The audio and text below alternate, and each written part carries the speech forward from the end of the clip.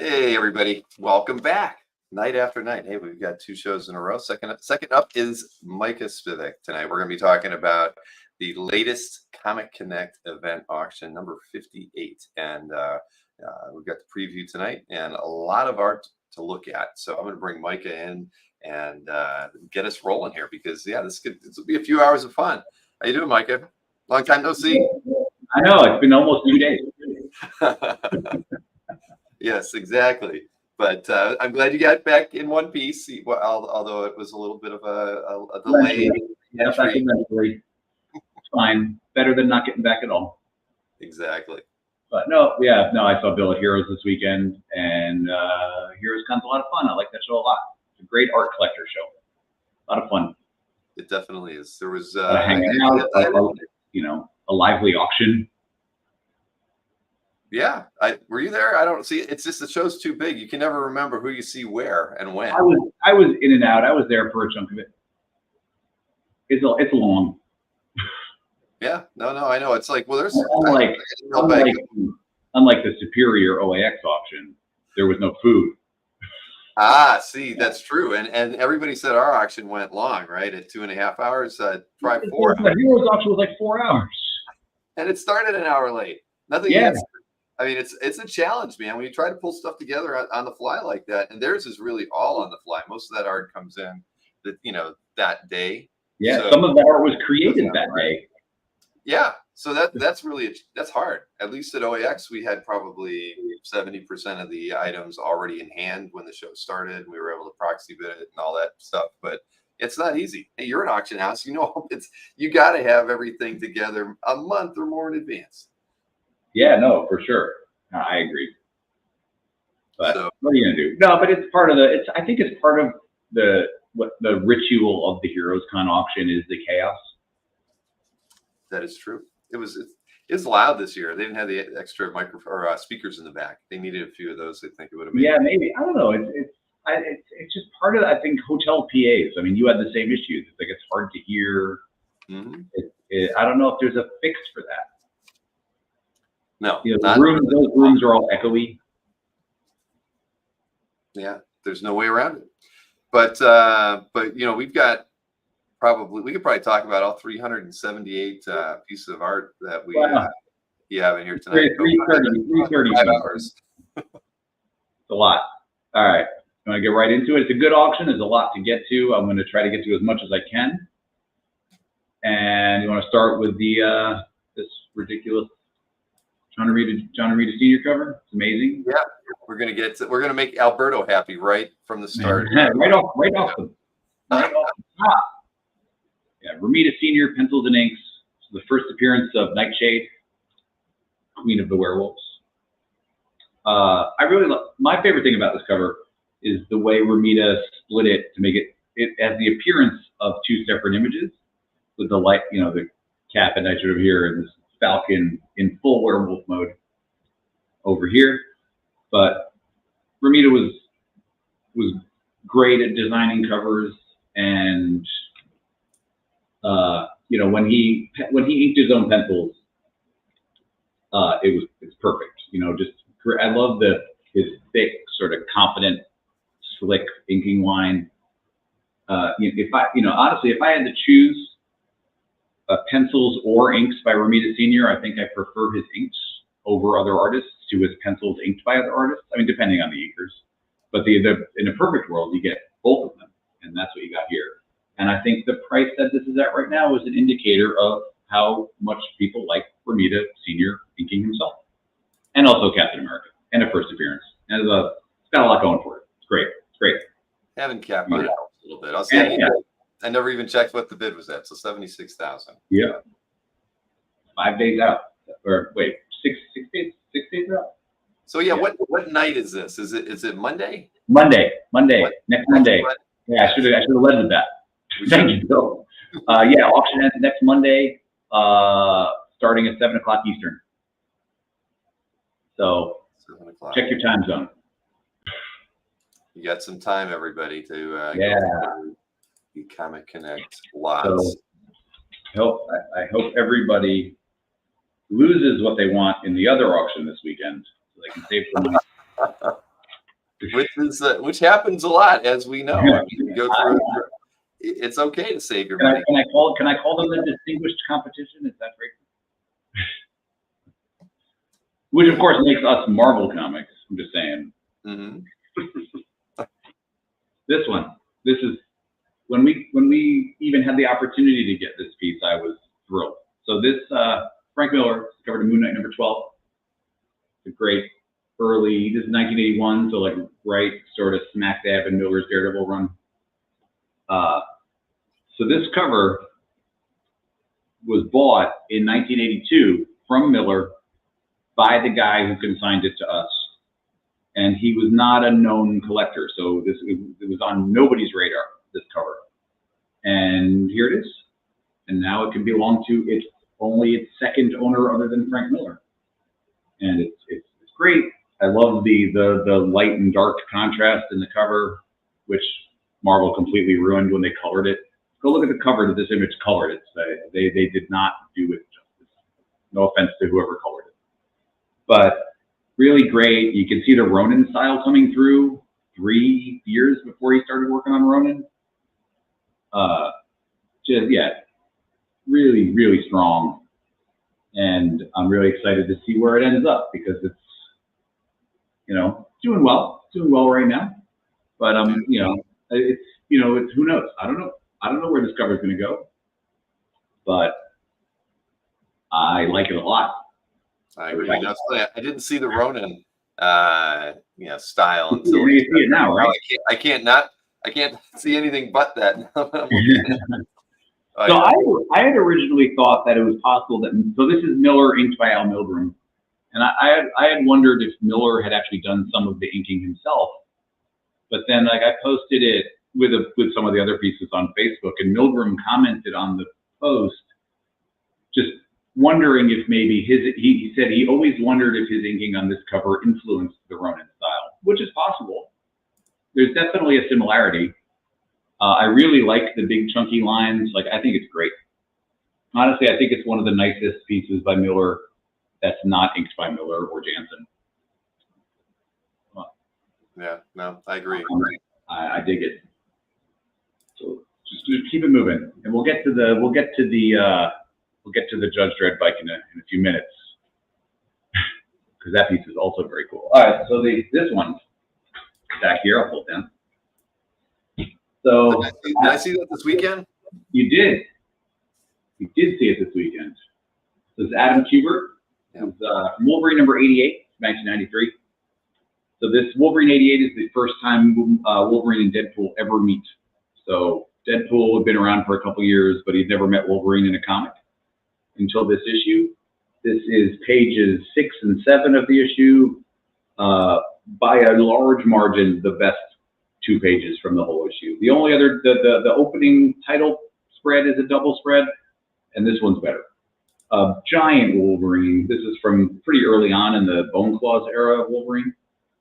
Got a great Deadpool, and on the over here on the right, you have the entire first battle from start to finish between Wolverine and Deadpool, and Deadpool wins. But it is just incredibly, if you like Wolverine and you like Deadpool and you like 90s comics, I don't know what's not to like about this. And I heard something about a movie with these 2 guys in it that might be coming out soon. This is a rather timely auction. Surprisingly under the radar. And it's at 23,000 right now. Yeah, but I mean, nothing surprises me anymore, Bill. Yeah. Well, from the this time period, I mean, Kubert, had a lengthy, memorable run on Wolverine and on X-Men, and then to have this, and Kubert also still has the majority of this issue in his possession, including that other double splash. So not a lot of this art has ever been available. Mm-hmm. And again, this is the best one anyway. But yeah, just a really beautiful piece. I like the composition of the whole thing. I like the images of both Wolverine and Deadpool on it, signed by Kubert down here. Just really nice. I'm just going to let that sit back here so everybody can enjoy it for the rest of the show. And yeah, we'll see what happens with this one too. I'm interested. Next, more Wolverine. Oh, nope. I got another Adam Kubert to show you before we get to that. Skipping ahead a little bit. Another Adam Kubert. This is from Weapon X #4. This is from 1993 as well. So this is from towards the end of the Age of Apocalypse. So this is it's a unusual vertical double splash. So I guess it would have been printed like this, but you just turn the comic, read it like that. So it's the end of the issue when the Age of Apocalypse Wolverine is about to go do what Wolverine does and kick some ass. But another really cool Adam Kubert Wolverine piece. So don't miss out on this one either. This one is, it's doing well, but it's, the affordable Adam Kubert Wolverine double spread. But this one's there too, so don't miss out on this one because you're focused on the old. Because all of that 90s Kubert kind of X-Men related artwork is super desirable. Because he smartly kept a lot of it and it's not all available. So more Wolverine, John Byrne. This is Iron Fist 15. This is the very first time Byrne ever drew any of the X-Men, including Wolverine. So it's an X-Men appearance in Iron Fist 15, written by Chris Claremont. And this is the best, maybe the best page in the whole issue, definitely the best Wolverine page. You got Wolverine crashing, making his entrance, saying "Bub." His claws out. He's in his classic Fang suit that everybody loves. He wore it for exactly 3 issues. So just for full disclosure, in on this page and in the whole issue, Dave Cockrum did work with Byrne on drawing the X-Men characters to make sure they were portrayed correctly. So there is some Cockrum work on the Wolverine. It's all inked by Dan Green, one of my favorite inkers, Dan Green. You can see in the page. You probably can't see it. You probably can't even see it on the image you can probably see it on the website when you blow it up. But originally Byrne had penciled in Wolverine in his classic costume. You can see the shoulder pads, even on the face, see that the mask was there. But because he was wearing this suit in X-Men at the time, this is the suit they have, and it's still cool. You can see the pencil lines in there. Yeah. Actually. Yeah. It's still a super cool image of Wolverine.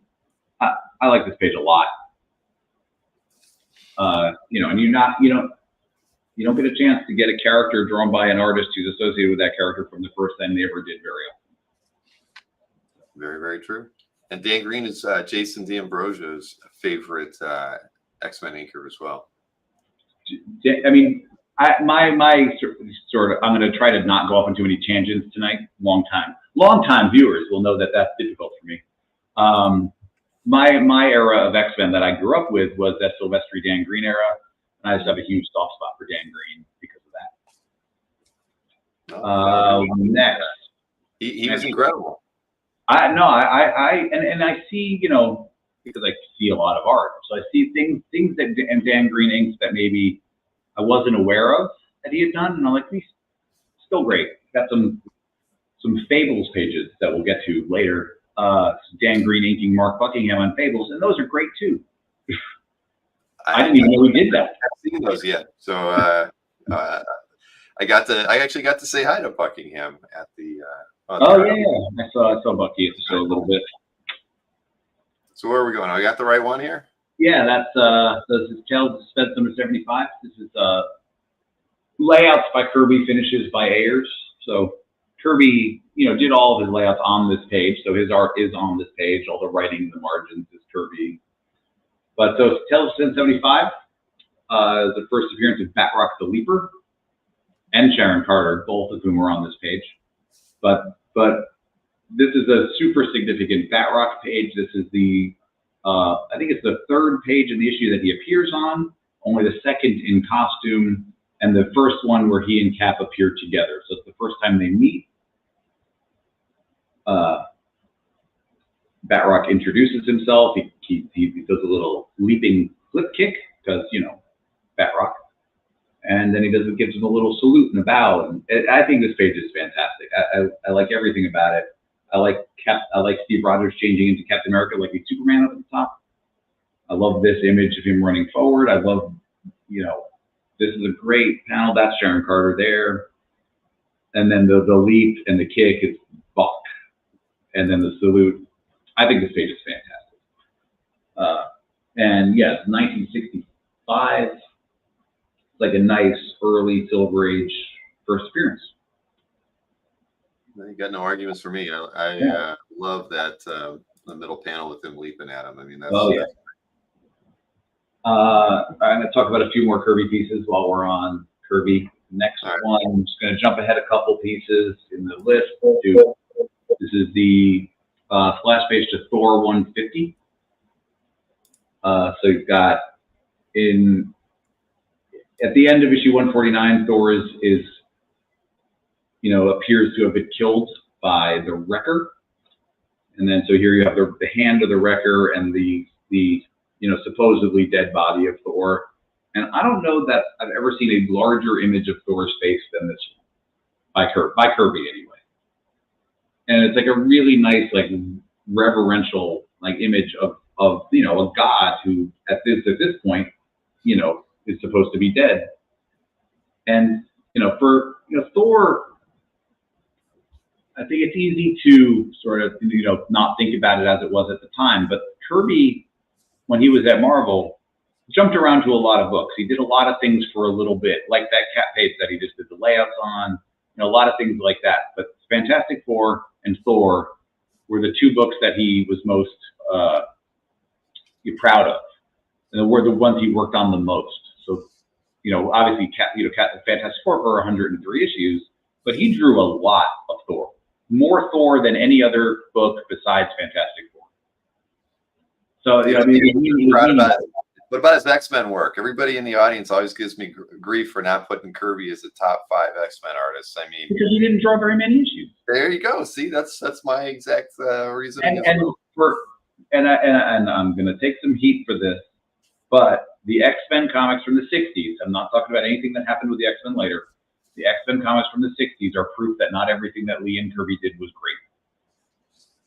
Because those comics, they're fun and they're good, and what became of the X-Men is great, but it was kind of a miss for them. They weren't, I don't know that they really knew where that story was going. What they were trying to do at the beginning with the X-Men. But I'm with you.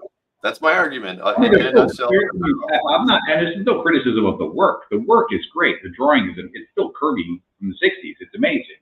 But it doesn't have the sort of grab you by the throat, storylines like Thor and Fantastic Four and some of the other Hulk have. Am I getting some shit in the chat? No, they're just they're every time I bring it up, I get a little bit of grief here or there. But, I don't dislike them by any stretch. It's not a question of me thinking they're bad. It's just that it's not as good. Agreed. Exactly. Even the Avengers, he didn't draw that many. He was off the Avengers before issue 10. Mm-hmm. Like Don Heck was drawing the Avengers by issue 8. Or 8 or 9, something like that. Like Don Heck drew number 10. That was the first Wonder Man. That's Heck, not Kirby. I should have had you on with me. See, you're substantiating every feeling I have about it. I mean, I'm not. And I always say that the values of those pages kind of show that not a lot of people value them as much as they would have valued the early Avengers pages, and it's not just because it's early. Well, I mean, I think time has been kind to the value. I remember when the X-Men 1 was broken up, it was about 15 years ago, 20 years ago. They were not as expensive as other like Fantastic Four pages, or X-Men 1 pages were not crazy expensive when that story was first broken up, and it wasn't like it was broken up 40 years ago when all art was cheap. I mean, I could have bought one. I mean, yeah. They were affordable and they were available when they broke. Not anymore. No, but at the time, I mean, I remember seeing them. I think it was in San Diego, right, when I think that they broke that out. I remember seeing X-Men 1 pages for well under $10,000. Mm-hmm. I could have. Those days are gone. back in my my heyday. But yeah, what was it? Were you gonna skip to another Kirby here? Oh yeah, I got some more Kirby's. I got another Tales of Suspense. It's a page from Tales of Suspense 74. This is Kirby layouts again with Tuska finishes. So he's got a great giant floating Red Skull head machine thing. Just another fun Kirby Tales of Suspense page. This is yes, from 74. So the issue right before the other one. So also, you know, same time period. But it's another just cool Silver Age twice up Kirby. And one more Kirby. This is 1970s. This Chamber of Darkness. This is a book that I didn't even know that Kirby did this. But Kirby horror is good. I like it. This is Kirby and John Vierforten. But it's strong inks. This is 1970s, so Kirby, small art. Kirby's getting a little more into that 70s mode, which honestly, still my favorite era of Kirby. I think this page is super cool. A lot of great shadowy figures, a lot of good chunky blacks, a lot of what you want in the Kirby from this kind of era. But yeah, it's neat. It's beautiful. Chamber Dark. And now we can get back to our regularly scheduled order for the time being. So we got to Frank Frazetta. Yeah, Frazetta. All right. This page, you could look at this page for hours. Just the brushwork alone is just, I don't know that you could make an argument that anybody ever inked comics better than Frazetta. And it's funny because I pulled up online, I pulled up this page the way it was when it was printed, and you lose so much of the detail in the printed version of this because Frazetta's line is so delicate, especially on this bottom panel with this like mammoth up in the mist, just a beautiful like texture and technique. Great, you got this great big action panel. You got more mammoths, saber-toothed tigers, sexy Frazetta ladies. I mean, this is Frazetta. So this is from Funda, King of the Congo, #1, 1952. This is like right around the same time Frazetta was doing those great Famous Funnies covers. It was like a year later, something like that. Mm-hmm. But I mean, you can tell from this kind of drawing that he was going to be pulled out of comics for bigger and better and more famous things, because this kind of art deserves to be everywhere. No offense to anybody else who drew comics, but Frazetta's Frazetta, and I think most of them would agree. But I mean, when this came in, the whole office had to stop and look at it. Just absolutely fantastic. And we have a Frazetta painting hanging in the office, and one of the Famous Funnies covers. But this is special. This is the kind of stuff that doesn't come up super often, and I expect fitting to indicate that. I would assume. Sorry, what was that comment? I missed it. It should be in a museum. It should be in a museum. Lots of art should be in a museum. We could do a whole show on that. And I'm happy to do it at some point if you ever want to, talk about what it will take to get comic art appreciated and by the fine art Illuminati. Well, there's actually a show in Paris right now that I found out about yesterday called the Pompidou at the Centre Pompidou, and they've got comic France art. Appreciates it. Yeah, oh yeah, but they've mixed it in. They mixed the art in with the fine art, so it kind of forces anybody going to the museum to really see both if they're going to experience it. I reached out to them today, and they just sent me kind of a lame press kit to potentially promote it. But I found someone who visited the museum, took photos, and I got their permission to use the photos. So I'll show them off on Thursday. But it really looks great. I mean, we need more of that. Is it not to talk too much about this show in France, but is it mostly French art?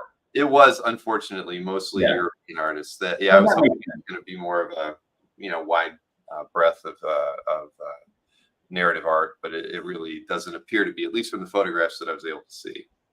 I don't think we're that far away here. I have lots of theories, and again, I'm happy to talk to you about this in a show at some point, because I have a lot of ideas about what could happen. Sure. I'd I love am that. not. We could do a show on that, Mike. Yeah, I'd be happy to. I can do that one from home. Cool. Not be in the office at 9:30. That's right. You'd be relaxing at home. That's okay. All right, next. Let's see. Got it. There you go. Rod Liefeld. This is X-Force number 5. So you got all sorts of X-Force people. You got Domino, you got Cable. I'm not off the top of my head remembering all these characters' names, but great time period for Liefeld. I've always been a fan of white zipatones. You got that's Gideon in the background. So you got white zipatone over the drawing in the background. Love that. Love that effect. I think this is Liefeld pencils, and his inking is credited to Liefeld and Murat Michaels, so it's some of both. Mm-hmm. But Liefeld probably did the faces and things like that. But really nice, early '90s. Liefeld is 91. Early '90s Liefeld page. That's cool. Got a nice Cable face down at the bottom. Yeah, you can see it there. Yeah, and just because this is the way the world works, Tom McFarlane is next, because McFarlane and Liefeld can't be separated ever. So this is Hulk 341. I think right around the time, it's like I think same month or so as like Spider-Man 300, 01, something around there.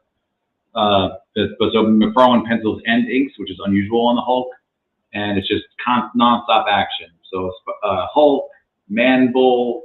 So Hulk punches Man-Bull. Hulk picks up a bulldozer and smashes Man-Bull with it. But great. This is 1988. Great.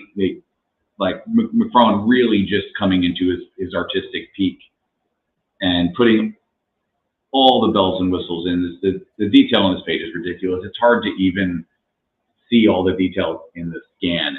It's dense and it's beautiful. Yeah, that's a really nice page. Back to Spider-Man. This is Ron Friends. This is Spider-Man 259. So 252, Spider-Man puts the black suit on, or returns from the Secret Wars, which gets published like 6 months later. But that's a whole separate story. So in 259, Spider-Man has shed the symbiote and realized that the symbiote is bad. It's still not going to be Venom yet for a little while, but he understands that it's not good. And so this is him at the end of issue 259, putting the red and blue suit back on for the first time since he returns from the Secret Wars. And I love the close-up, little fine, little moments of him putting the classic suit back on. I love that final panel. It's really good. It's really good storytelling from Friends, inked by Joe Rubenstein. Just really, I think it's a really striking page. For a page that's like hands and feet mostly, it's really beautifully drawn. You feel the significance of the moment. So just gonna jump to another. I got another Friends piece I'm just gonna skip ahead. This is from What If number 105, the second series of What If. So this is from 1998. But so this is Friends, inked by Bill Sienkiewicz. This issue is the first appearance of Spider-Girl, the Mayday Parker, alternate universe Mayday Parker. So that's her up here. But this is going to be a big, 3/4 splash image of the Green Goblin. It's beautiful drawing. Sienkiewicz over Friends is not an immediately obvious combination, but it looks really nice. I think, yeah, this is really cool, and I hope somebody should love it. Got another Sienkiewicz inking somebody unusual coming up just in a few minutes. This is Sienkiewicz ink number 1. Next, and I hope he's watching. I think it's Jason. Jason was the one who was interested in this, was he not? Jason, you still here? This is the Ron Wilson. This is the Thing number 5. So you got the Thing and She-Hulk and Spider-Man and Wonder Man. This is great, early 80s, 1983, like early 80s.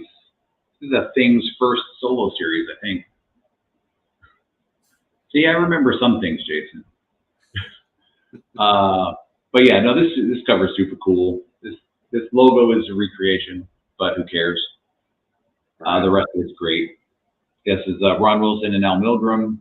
Another really nice coverings by Milgrom from just a couple years after that Miller cover. But yeah, no, this is a cool piece too. I'm excited to see where that ends up. Yeah, what is the current bid? So we want to know. 38.50. Yeah, just about 4,000, something like that. Another cover, got another old Marvel cover. The Power Man number 25. Gil Kane and Mike Esposito. So you got Power Man and the Ringmasters, Circus of Crime. I mean, who could forget that? It's a classic film. But this is a great cover. You got Power Man. He's got a lasso around him. He's got chains around him. He's got a snake around him. I bet you he wins. I bet you at the end of the story, Power Man will win. Well, if the cover's had to keep you second guessing whether or not he was going to win. But, the end of Power Man? No, but this is super cool. Gil Kane in the 70s that's on point. This is 1975. It's back in the middle. But yeah, another great Bronze Age Marvel cover. Just super cool. Very, very nice. Yeah. Yeah, the circus freaks do not stand a chance in this one. No, sadly they don't. It's like people who shoot at Superman. It's like, have they never heard about Superman before? Using your gun is better than all those other guns that did nothing. Right, exactly. We're going to jump companies, stay in the same general time period. This is Nick Cardy. This is Action Comics number 413. I love Cardy's Superman covers. This is a great one. It's got the Voodoo Doom. It's just a guy kind of torturing Superman with a voodoo doll. But yeah, great. This is 1972, I believe. 72. Yeah, Cardy is on the covers at DC, just really underappreciated, I think. Cardy has his fans. It's not like he's obscure or unknown or anything, but I don't think he gets the love that he deserves. So hopefully that will change over time. But this is... I picked up an Irv Novick page over the weekend. Nice. For Maureen, not for me, everybody, but it's Wonder Woman page. I love that appreciation. Yeah, for Novick and Cardy and Aparo. I mean, I haven't gotten anything from the last two guys, Aparo and Cardy before, but yeah, no, I really do like their work. But a voodoo doll is not going to take down Superman either. Just like that, just like a handgun isn't. All right. What's next on the? On my list, what do I got? I've got the bike. Yes. I will be honest. When we got this piece in, I had no idea if it would do well or if it would do bad. So the artist on this is a guy named Bill Lefevre. He did some work for 2000 AD in the late 70s. Now, he didn't do a lot of comic book work. Most of his stuff was illustrations. But so this is the back cover to 2000 AD. Was this Prague 89? So it's like, I think Judge Dredd first appears like maybe a year before this, give or take, maybe less. It was very early Dredd piece. So then the back cover of the issue, there's like a diet. It's almost like all the bells and whistles of Judge Dredd the Lawmaster. And if you go, you have the image. You should have the image of the published piece so you can get an idea of what it looked like. It should be in the thing, yeah. There we go. So some stuff's moved around, but the bike image is there. When I was trying to do some research on this piece, because if you notice, on no place on the artwork does it say what issue it was from. I had to figure that out. But this image was used a lot over the years. This was, they would reuse this image basically anytime they wanted to feature the bike. So this image is probably printed dozens of times.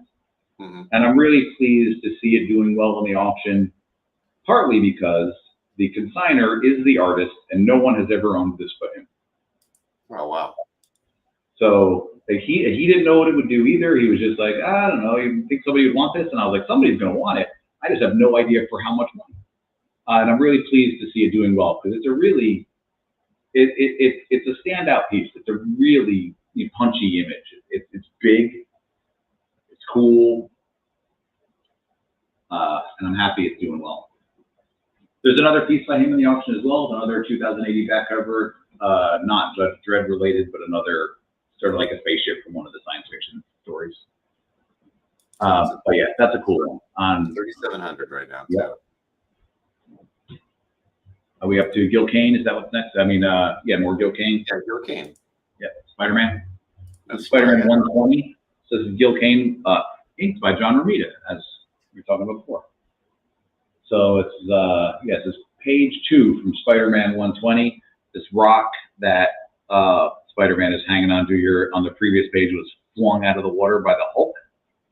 So he's basically the Hulk flung this rock with Spider-Man attached to it out of the ocean, and Spider-Man's just along for the ride, really. But it's a nice, like, dynamic Spider-Man page by Kane, leaping, jumping, swinging, shooting his webs. Cool. It's a cool Spider-Man page. All things being equal, I wish it was one issue later. But, you know, what are you going to do? 120 is close to 121, right? Close enough. I mean, Kane and Romita, not too bad. I like this one. But Romita make a lot more books. I mean, he really made everybody he worked with, look so much better. I mean, we love seeing him during this period and everything. But Romita Senior, he could have left his mark and in many different ways with Marvel. With different approaches to. No, for sure. I'm just going to talk about a couple more Gil Kane pieces while we're talking about Gil Kane, so I don't have to back up again. So this is a page from Spider-Man 123 that Kane penciled, and for whatever reason, this page was the page. So this page in the issue, it's very, very similar, but it was redrawn either by Kane or by Romita, who inked issue 123. So this is Peter Parker at Gwen Stacy's funeral with pure Kane pencils, which is, and yes, unpublished, but also really great, fully finished Kane pencils, unencumbered by anybody else's inking. So you don't, a lot of stuff like this, you don't see this very often. You don't get to see finished pencils because if it was published, it would have been inked. So this is a great little example of Kane's work from the time period. So yeah, Spider-Man 123. Jumping back to the 60s. This is 1968. This is a splash page from the Atom number 37. It's like a title page of Atom socking a guy. But another cool is Gil Kane and Sid Green. And back over here, we've got a recreation of the cover to Atom number 28.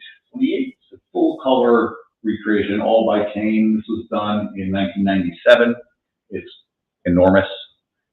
And yeah, back in the days when a lot of those artists were doing these big color recreations, you don't see too many anymore. We've got this one, we'll get to this one at some point. There's a couple other cover recreations by Gold and Silver Age artists in the auction. Yeah, that's true. And we're up to Wally Wood. That scale too. Those are huge. Big. And honestly, in 1997, he probably did that for like $500, maybe less. Hey, different time. We did a lot for him. But wow, that's pretty slick. Yep. Are we up to this one here? Is this next? Yeah, we are actually. This is Wally Wood, another big page. This is Wally Wood. This is from Creepy number 38. This is from the story The Cosmic All, 1971. And I think to get a better Wally Wood science fiction page, you got to go back to the 50s and spend like 10 times as much money. So this is I love this alien vista. You got spaceship in the background. You got two suns or moons. It's hard to tell. But great spacemen by Wood. You got other, Space Lady by Wood, all this great alien stuff. Like, I think I figured out there's like 6 different kinds of Zipatone on this page. And it's early enough that I would say that the majority of this page is wood, is 100% wood. There may be some assistance in the backgrounds, but he wouldn't have been relying heavily on assistance at this point. This is just a stunner of a science fiction page by Wood. And, you know, not a lot of artists ever did science fiction better. So this is another one that was very exciting when it came in. Okay, it was from Creepy. Okay, that's Creepy, yeah, Creepy number 38. 1971. Yeah, that's beautiful. Yep. We up to John Buscema next.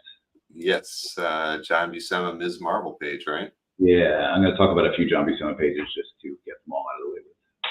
So we've got the Ms. Marvel page. So this is Ms. Marvel number 1. This is first time Carol Danvers is Ms. Marvel. So she had been around, but this is her first as, you know, the first time she is Ms. Marvel. And great, Buscema, inked by Joe Sinnott at Scorpion. You got Ms. Marvel. It's really, this is 1977. And John Buscema was great for so long. And yeah, this is just a great example. We've got, this is a page from Fantastic Four 109. This is Buscema's first issue on Fantastic Four. So you got Kirby up to 103, then Romita for the mostly from 104 to 108. And then Buscema comes in at 109 and sticks around for a good long while. But this is from the first issue. You got the whole team. You got Johnny, you got Ben, you got Johnny unflaming. You got Reed transforming into the Thing. This is from the brief period where he could control his transformations. And then you got Sue and Franklin up here, and you've got a great Reed stretching all over the damn place down here, and Agatha Harkness up at the top. So this page is a lot known for it. I think this is a great example of Buscema FF, and this is inked by Joe Sinnott. Just a lovely page. Yeah, it's funny that Ms. Marvel is actually at a higher point right now than the FF page, right? Yeah, you know, who knows what'll happen. The Ms. Marvel, right. It's a first appearance of sorts. I've seen a few of those issue 1 pages go, you know, and people love Ms. Marvel. So those issue 1 pages are very, you know, highly sought after. And you know, again, she's actually in costume on 3 of those panels, so I get it. But that FF page is fantastic, and not I didn't mean to pun. Okay, it's super cool. I'm gonna use it. Yeah, that's, you know, it's issue. You know, then that Ms. Marvel page, you know, it's the first issue, it's the first appearance, it's a lot. So this more Buscema is going backwards a little bit. This is 1970. This is from Avengers number 75. This is another great Buscema page. Buscema, Tom Palmer. You got Goliath, you got Captain America, you got Quicksilver, you got the Vision, you got Black Panther. Get great the cap image down at the bottom. It's just classic Buscema Captain America. There's another just, you know, just really great Buscema action on the Avengers. And so a little bit later, this is from Buscema's second run on the Avengers. It's from issue 277. You get Wasp and Baron Zemo. This is, you know, again, this is what, 17 years after that last page, still great. Still great. Palmer inks on it? This is Palmer inks. Palmer on both of them. Wow. This one is from Submariner number 2. This is actually the oldest one. Submariner number 2, 1968. This is Buscema and Giacoya. A nice Submariner half splash. Submariner socking Triton over here. Yeah, more. I mean, again, it's hard to find a John Buscema page that isn't impressive. Look at how well this water is drawn. Sploosh. You know, I mean, he was, you know, he could do a lot. John Buscema could do it. I don't think there was anything you could ask him to do that he would not be able to do. Mm-hmm. Right now we're up to the Bob Layton. I'm going to do all the Bob Layton pages at once as well. So these are all pages from our Armor Wars era Iron Man. So you got 220, couple pages from 227, a page from 229, and a page from 231. So these pages are all written by Layton, breakdowns by Mark Bright, and then finishes by Layton. But Layton did all the heavy lifting. This page is wonderful because they got different Iron Man suits, the Silver Centurion suit, a lot of great Iron Man stuff. Great Tony Stark down here, you got Hawkeye, you got U.S. Agent. This one is Tony in his lab building a new suit. I love this page. Great behind the scenes, Tony Stark building a new Iron Man suit. And then another just great Layton Iron Man. And then another one, lots of Iron Man action. Yellow Jacket. Wait, is that his name? No, that's the Beetle. Sorry, flying characters. But yeah, very cool pages. And I get pages you don't see very often. All right, moving on. Simon Bisley. Is that what we're up to? That is. All right, Simon Bisley. This is the cover to Deathstroke #1. This is from 2011. Like, you really, I think, I don't know if it's first issues or just Bisley being Bisley, but it's a nice, like, iconic image of Deathstroke. And Bisley is Bisley, and it's, it's painted really lovely, and it's great colors. It pops really nicely. It's a great pose. Got some, I don't know, skeletons. I don't know what he's fighting, but zombies or monsters or something. But it's cool. Very clean for Bisley, right? I mean, yeah. He was really putting a lot of detail, into Deathstroke here. I mean, you can see him taking it in a whole totally different direction. No, absolutely, and not a character that you necessarily think was an obvious choice for Bisley. But he's another guy who he had the skills to draw anything. It's just he got kind of there was things that were expected of him, but given the opportunity, he could draw whatever, and he could draw it great, and he did. Moving on, we're up to some. I got some Neil Adams. We got some Neil Adams to go through. This is a cover of 2003. The Thor cover from 2003. It's a great heroic image of Thor holding up Mjolnir with the lightning. It's a, iconic Thor image. And Adams is Adams. He rarely disappoints. And this is not bad at all. A great Thor by Adams. And this one's weird. It's a very strange piece. So it took me actually contacting Adams' family to figure out what this was for.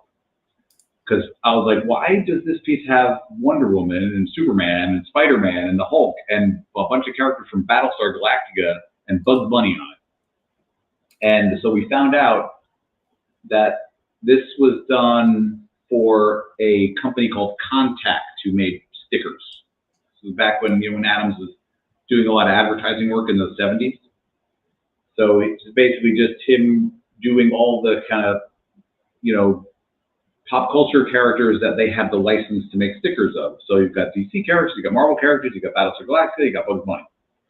And Battlestar, and I knew from just it having Battlestar Galactica on it that it was from around 78, 79, because why would they feature those characters after the show was off the air?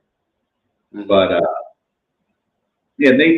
when they got back to me about this, they said it's unlikely that he did a whole lot of other drawings of those characters. But I am of an age that I remember Battlestar Galactica fondly. But you've also got a great Superman, great Wonder Woman, great Spider-Man. It's an unusual piece, but I think it's got a lot of appeal because it's, where are you going to find this many characters from this many different companies on the same piece by an artist of Neil Adams' caliber?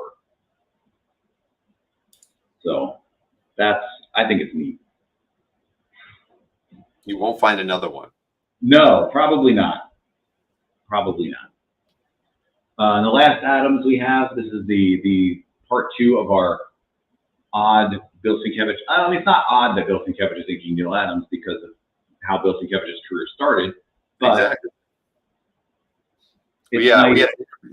we did an interview with Bill almost 2 years ago, and Dennis Cowan on with us, and Dennis remembers the day Bill came in the office, and Neil was like, "This guy knows how to do my style right."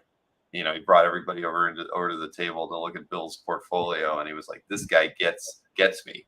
You know, Oh yeah. in the insinuation that everybody else in the room didn't get his style or didn't have an understanding of his approach to illustration, but so it makes perfect sense that they'd work together. Yeah, and I like that. So this is say 2011, so it's a modern, mature Sienkiewicz, but he's doing right by Adams without trying to ink like Adams. It's still very much inked like Sienkiewicz. This is from the second Batman Odyssey series, and I think it's the only issue that Sienkiewicz inked. But it's Bruce Wayne, front and center. Nice. Indeed. I like that. And his next, I love this. I love this next piece. I love it. So this is I'm going to tell you what it is before I show it. All because right. So it's a Jerry Ordway Superman cover from the 80s. And I was talking to, when we got it in, I was talking to a guy who's a big Superman collector. And I said, hey, we've got what might be Ordway's best Superman cover coming up for auction. And he said, this is how he responded. He said, is it the flag cover or is it the space cover? Which is fair. It's the space cover. And it's amazing. I remember buying this book when it came out. I remember, vividly. This is, I think, this would be, for my money, one of Ordway's best Superman pieces he ever made. I think it's perfect. And I think somebody should love it at some point. But because I can't be that person, I'll let somebody else do it. But man, it's just as like bold and iconic a Superman image. As you'll see, and again, the flag cover was the first, the first issue of Adventures of Superman after the title change. But I think the drawing on this cover is better. And that cover is, it's Superman with a flag and an eagle. It's like some classic imagery. But I like Ordway's drawing on this cover better. I do too. And the amount of detail in the background Absolutely. There. And like the classic Ordway shading. Yeah. I love it. And I hope somebody else will also love it. Mark V says it would be a one and done Ordway. You wouldn't need another one. You absolutely wouldn't. It's 1987. So it's early on. I don't off the top of my head remember what the issue number was when the title changed, but it wasn't much before this. Very, very nice. Well, I mean, I'm not a big Superman fan, but if you were talking to one and they chose two covers that it could be, then you got the right one here. Yeah, exactly. I like that the guy knew was like, okay, I'm not alone in thinking that this cover is that good. I'm going to talk about a few more John Byrne pieces. The Fantastic Four number 242. So this is Byrne Pencils and Inks. This is 1982. So, I don't know exactly what is happening to set this off, but so you've got something happening in New York that sets off alarm bells for heroes all over. So this first tier is Don Blake becoming aware that something is happening, and here he is becoming Thor. So you got a great Thor transformation by Byrne. Mm-hmm. And the second tier, you've got Tony Stark finding out about it and then realize that he's got to go do something. So he flies off as Iron Man. And then at the bottom, you've got Daredevil not changing into Daredevil, just being Daredevil the whole time because that's how he rolls. But it's great. So you got Thor, Iron Man, and Daredevil all by Byrne, all on the same page from an issue of Fantastic Four, because that's how the world works sometimes. Well, I mean, just to get the Thor transformation, Tony getting in the armor. Yeah. I love this.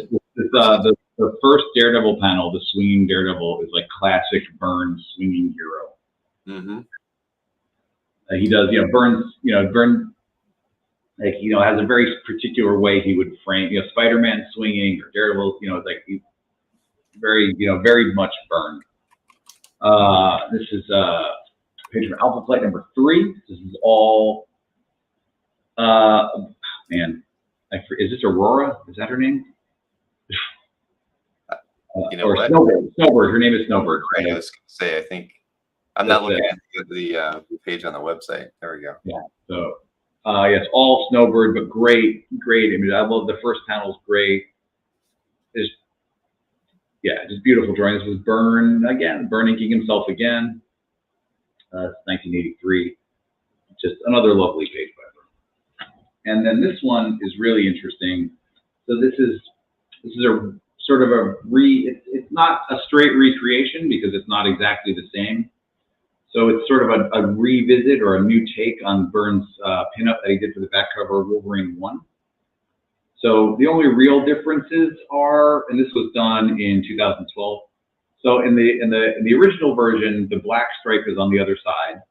One of his arms is raised, and he's smoking a cigar. But but the basic pose is very similar. And the idea of the black creating this, solid black sort of negative space is the same concept. But yeah, just beautifully done. This is absolutely finished. There is nothing about this piece that says, that it's loose or rushed. It's just classic Byrne Wolverine, probably about 14 inches tall. I mean, it's a big image of Wolverine. And the last Byrne is here. This is monstrous.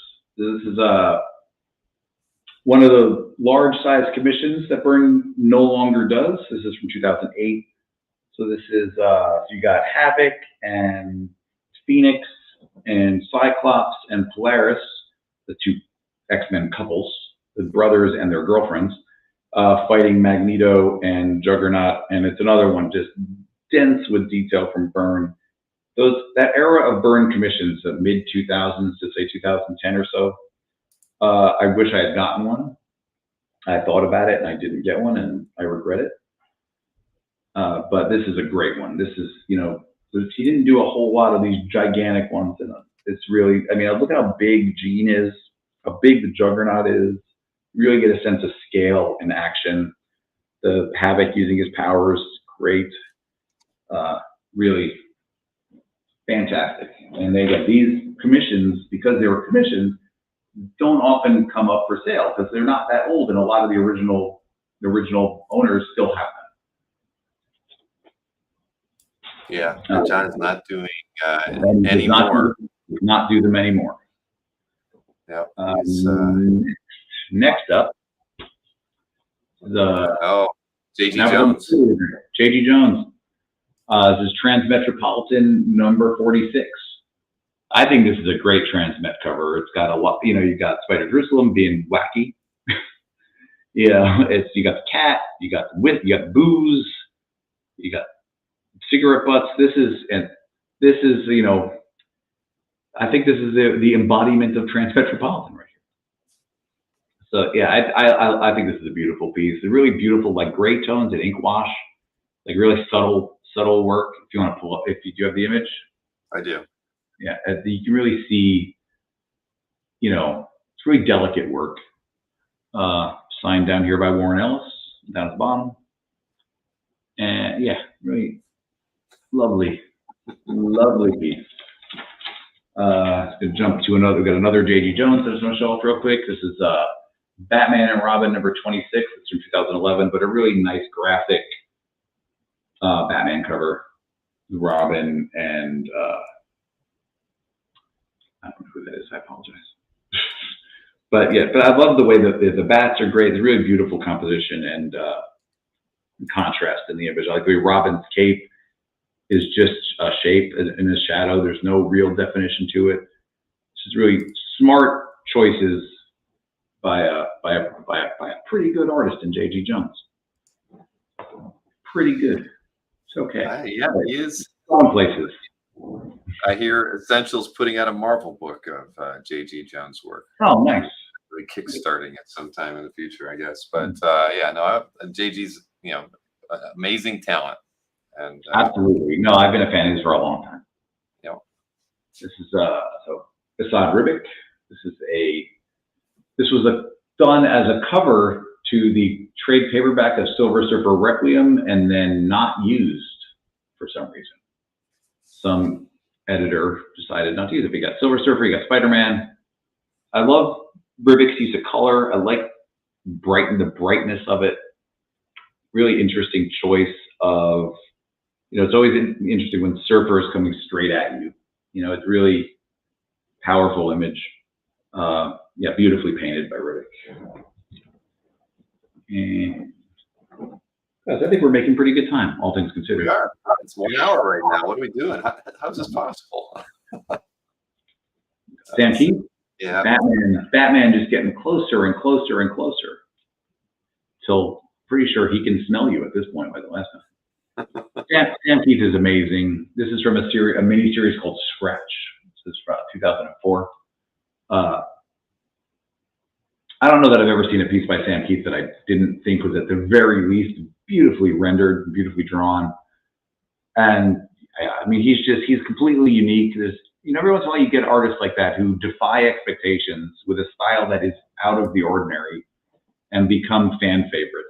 Sam Keith, Scotty Young, Mike Mignola, I put in there. People who you wouldn't immediately think of, like, oh, that guy's going to be famous. And I really love when they do, because it shows that, comic fans are smarter and have better taste than I think a lot of people give them credit for. Mm-hmm. And yeah, Sam Keith's continued success just makes me happy, because I like when good art is rewarded, and Sam Keith makes good art. I'm not going to argue with you at all. Nope. Beautiful. Another guy who makes good art, but in a wildly different manner. This is Scott Williams. This is Scott Williams' Pencils and Inks, the rare Scott Williams pencil.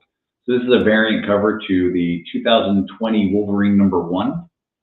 So you got Wolverine, Sabretooth, Maverick, Deadpool, and Omega Red. Just Williams can draw. He's not just Jim Lee's inker. He can draw. And this cover is really, really nice. Really nice. Sorry. Just it's a powerful, upfront, really well composed image of a whole bunch of heroes, and then Wolverine front and center doing what Wolverine does, gritting his teeth and popping his claws. But yeah, it's cool. It's a cool piece. And That's a pretty good artist when he's not in here. Exactly. Long time cat mover too. He's one of my favorite cat galleries. He's just got a his collection makes me angry. There's a few of them. Some artists, especially, there's a few artists with art collections that are just like, oh, I bet you traded for that, you bastard. Yeah, I was just sent him an email the other day and just thanked him for allowing me to stumble into his calf gallery 3 or 4 times a year and be in awe. Yep. And also, it's super nice. I mean, he's a super nice guy. Mm-hmm. If I ever have a question for him, he always answers my emails very quickly. And, these guys don't have to do that. No. So I always appreciate it. All right, I'll talk about some other stuff that's a little bit rare. So these are early 2000 AD Dave Gibbons pages. So this is from 2000 AD 235. This is from 1981. This is a Rogue Trooper page. Gibbons didn't draw a lot of Rogue Trooper, just a few stories. So the pages are uncommon. And I mean, honestly, they're just beautiful. Gibbons, even, this is 4 or 5 years before Watchmen, 5 years. And it's just beautiful. Like, it's just really, really, really good drawing. And I'm a little envious of it. But yeah, so there's this one. And then we have 2 pages from even earlier, 2 pages from, I think this is 1978. This is from the Robusters story in 2008. It's in 2088-91. And again, just really, really wonderful drawing. Great technique, great storytelling. And really, you feel the action. And the pages are big, which I also like. 2000 magazine size, so you get slightly different page format, but really great. Just another Robusters page. This is from 2099, and this one's just a bunch of robots marching into a city about to destroy. I think bad things are about to happen. I own one of those myself. What's that? I wouldn't mind owning one of those myself. They're Me neither. Me neither. I'd never seen one of these early Gibbons pages in person before, and they're really something. You know, I've seen a lot of Watchmen pages. I know what those look like, and I think the artist, I'm not taking anything away from Watchmen. Watchmen is great. I think the artistry here might be better. I mean, Watchmen is Watchmen, but Gibbons is good. All right. What do you have next? I got Sal Buscema Hulk. All right. I got a few two Sal Buscema Hulk pages.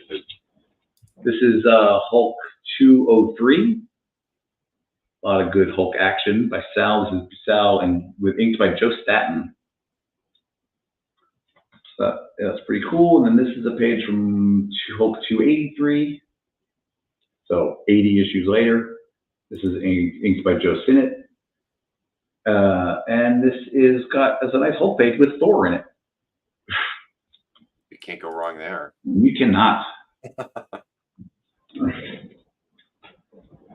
Next, we got a couple of Excalibur pages by Alan Davis. This is a page from the special edition, the first Excalibur book. It's a really nice Rachel Summers page, really beautiful drawing. Rachel Summers about getting swallowed up by a werewolf there at the end.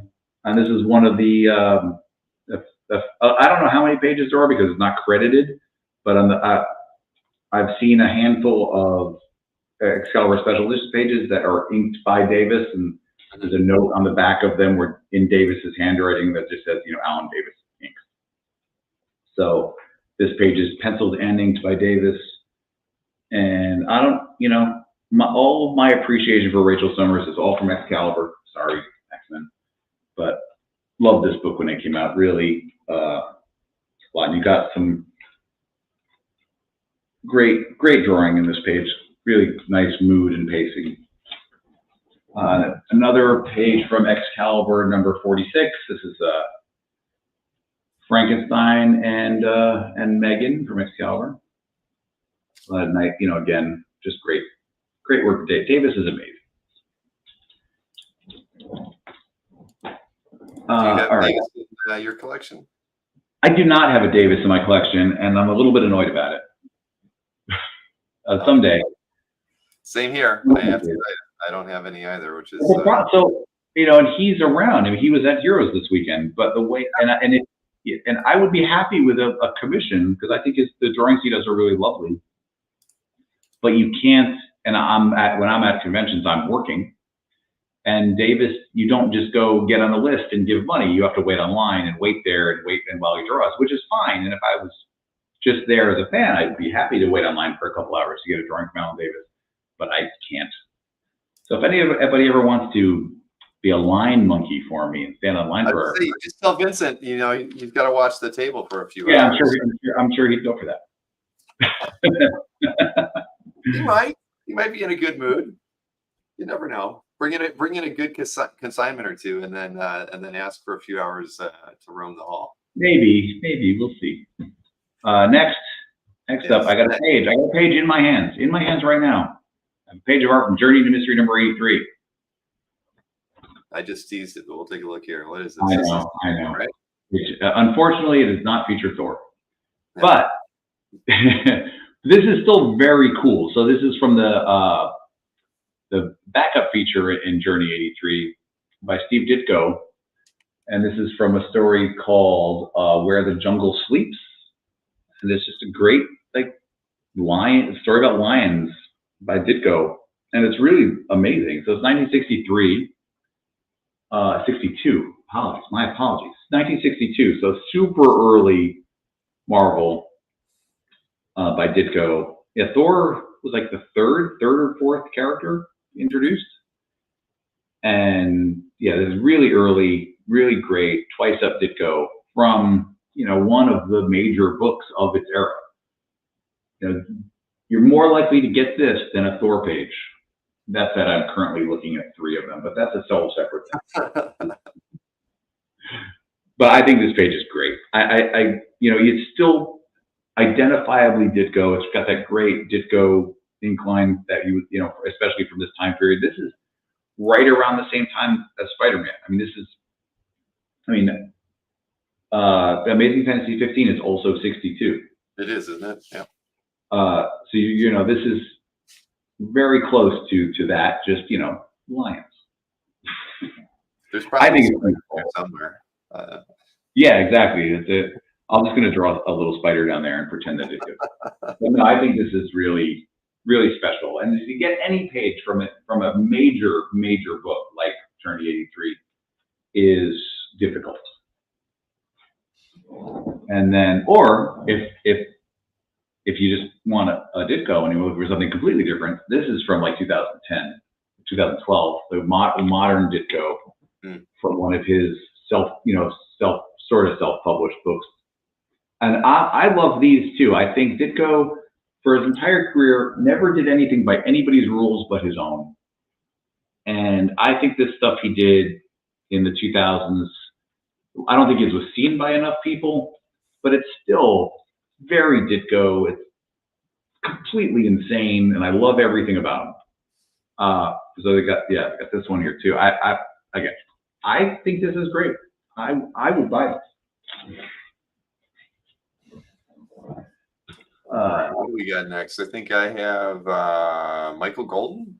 Michael Golden. So this is, I'm not going to show the whole thing, but this is a complete 8-page story by Golden. This is from Secrets of Haunted House number 10. It's from 1977. This is one of his earliest stories for DC. And it's just, if you want to pull it up, you can show the pages. But rare, you know, I mean, Michael Golden is Michael Golden. And then you get a complete story is really unusual. And I think it's beautiful. Well, the story is called Yeah. Yeah, very cool. We've got a few complete stories in this auction, and I always like that. I like when things stay together. We'll get to some other ones, but right here, this is NOM number 51 in its entirety, all 22 pages by Herb Trimpe. This is in the auction as well. It's like, it's just cool that I like when people keep things together. I mean, I know, sometimes when you do this for a living, you have no choice but to break up stories. But the collector in me really is happy when they stay together. So so somebody's going to get a complete issue of the NOM. That's cool.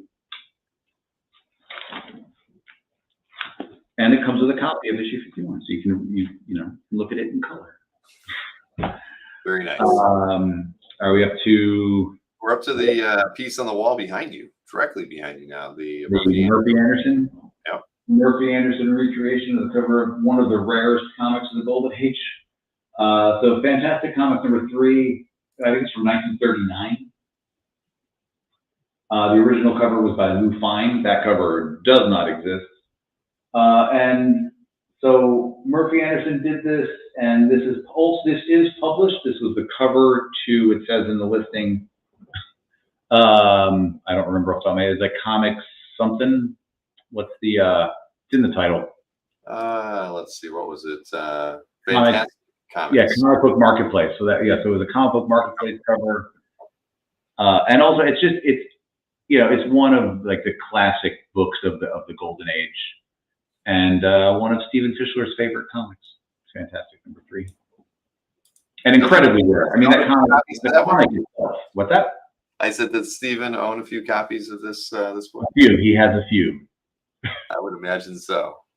Well, so Fantastic. This is a really great Stephen Fischler story. It's one of I think it's a when I first heard this story, I was like, it made me think differently about it. So when Steve started selling comics when he was young, very young, Steve and his brother would buy and sell comics together. And the first comic they ever sold was Fantastic Comics number and Steven's brother died when he was relatively young. So, and I think part of that, Steve, you know, collects Fantastic #3. He buys copies when he can, and there's not that many, so they don't come up for sale very often. But he has, I don't know how many he has. It's not that many, but you know, more than one. But I think it's a great story. You know, it's you know, it's just a nice story. He's not hoarding them because he just doesn't want anybody else to have them. He's hoarding them because it means something to him. Right. No, I love these covers. I remember the first, I guess you'd say even art book that I ever had, and I was before I was 10, so I might have been like 8 or 9, was some kind of like a cover history of comics from this period. And I remember this. This wasn't on the cover, but it was one of the interior pieces. And I remember like drawing these things all the time. And this is, I just love this era and you know, comics. And Lou Fine. I mean, Lou Fine is Lou Fine. I mean, there's, you know, I think he was the first like great artist in comics. Like the first guy where you're like, well, this is real art. I have a Lou Fine piece over here that I was going to show later, but I'm not going to show the whole thing. It's 2 boards. It's 1 strip. This was a strip. This took a long time to figure out what this was. So this is a comic strip called the Throp Family. This is 1945-ish. The strip only ran for like a year and a half. So it was a weekly in, so I forget the magazine. It was in some like weird, not a comic magazine, it's a regular magazine. So Fine quit comics in the early 40s and basically just focused all on advertising work. And that's basically what this is. So this is Fine pencils. It was inked by a guy named Don Commisero, who I've never heard of before. They worked under the name Don Lou. So this is a really unique piece. It's getting, you know, it's not getting a whole lot of love in the auction right now, but I mean, I've never seen another one, an original. I've never even heard of it. And it's really beautiful drawing. So I recommend that anybody who's interested in classic comic art and Lou Fine, this is likely will be the most affordable Lou Fine comic work you'll ever see. So, you know, take that the way you will. I think. Let's see. I think I've got Barry Windsor Smith next. Is the Barry Smith next? Did we move around? It could have. I haven't refreshed the page in a while, so we might have had a few bids move things around. I got a Jusco, I've got Alex Ross, I've got a few other things. All right, the Smith is ahead of the Jusco? Well, it was one. All right, I can talk about the Smith first. This page is cool. So this is from Rune. This is Smith's Malibu title about a vampire. So this is, this page is cool because it's got other Malibu, from the Malibu, the short-lived Ultraverse. So you got Rune and Prime and Mantra. But man, Barry Smith is the best. He's just so good. It's like, it's you know, one of those artists that, for me personally anyway, you know, he's one of those artists that just, I'm in awe of his drawing technique. I love it. This page is super cool. Even, you know, it's like he can draw like this dopey vampire character and this guy in Prime, you know, and who cares? It's beautiful. I don't even care. It's amazing. Exactly. This down here, the mantra that back in the back of the third panel, it's just really beautiful. Agreed. Yeah, one of my favorite comic artists of all time, Barry Smith. And probably my favorite fantasy comic artist ever, Frazetta Smith. I think he's wonderful. He doesn't draw like anybody, and nobody draws like him. No, you got that right. His work is unmistakable. He didn't draw like any of his contemporaries. You know, whether it's. That's because his influences aren't all comics, and that the best artists aren't only looking at other people drawing comics; they're looking at art. And Smith loved art, and he was he was a fine artist in his own right. I mean, some of his illustration stuff is extraordinary. Yeah, no, I agree. I love it. Let's see, it's Jusco next. Is that what's next? We can, yeah, we definitely do Jusco next. The enormous as well. So this is Savage Sword of Conan number 104. This is 1984. Great, just fully painted Conan cover by Justco. It's funny, so Justco posted this on Facebook, and he called it his Cimmerian zipper cover, because this guy over here has a zipper which would not have existed in the time of Conan. But you know what? I don't care. It's great. It's great. It's really, I love the color, the subtlety of the blues and the whites in the background. It's really nice. It looks cold, like the cover. Honestly, I should have been looking at this cover all day because it's been ridiculously hot here in New York today. Not as hot as it was in North Carolina this weekend, but close. But yeah, no, this piece is great. Relatively early, Justco painted cover. Like I like it. Some Conan fan is gonna love this. Yeah, agreed.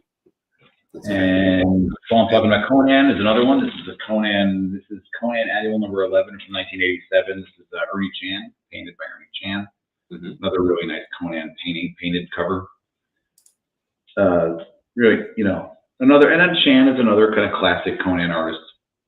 Did a lot of work with John Buscema and on his own. So another cool Conan piece. Let's talk about a couple of Alex Ross pieces. That's where we're at. Start with the earlier one. So these are painted. Both these pages are from Justice, which I think is great. I like that comic a lot. It was, Justice to me read like the ultimate Super Friends story, but not told stupid like Super Friends. Like the Super Friends idea taken seriously. You're the Justice League and the Hall of Justice and the Super Friends and the Legion of Doom, but I treated as if that were not silly. Mm-hmm. And this page is great. So you got Captain Marvel and Captain Marvel Jr. and Black Adam, and that's Mary Marvel. I think in this part of the story, Cap Jr. and Mary are under the control of, I want to say Brainiac, but I could be wrong about that. And they're trying to trap Captain Marvel, and Mary Marvel's trying to fake like she's in trouble. But really, Alex Ross is Alex Ross, and he does dynamic comics as well as anybody ever has. So this one's great. And then this one is from issue 12. This is a great moment in the story. This is Brainiac and Luthor, and this is basically Brainiac finding out that he's been tricked and double-crossed by Luthor, and that none of his plans are working out the way he had hoped. And then you've got in the last panel you got Superman, Zatanna, and Red Tornado appearing to capture Brainiac.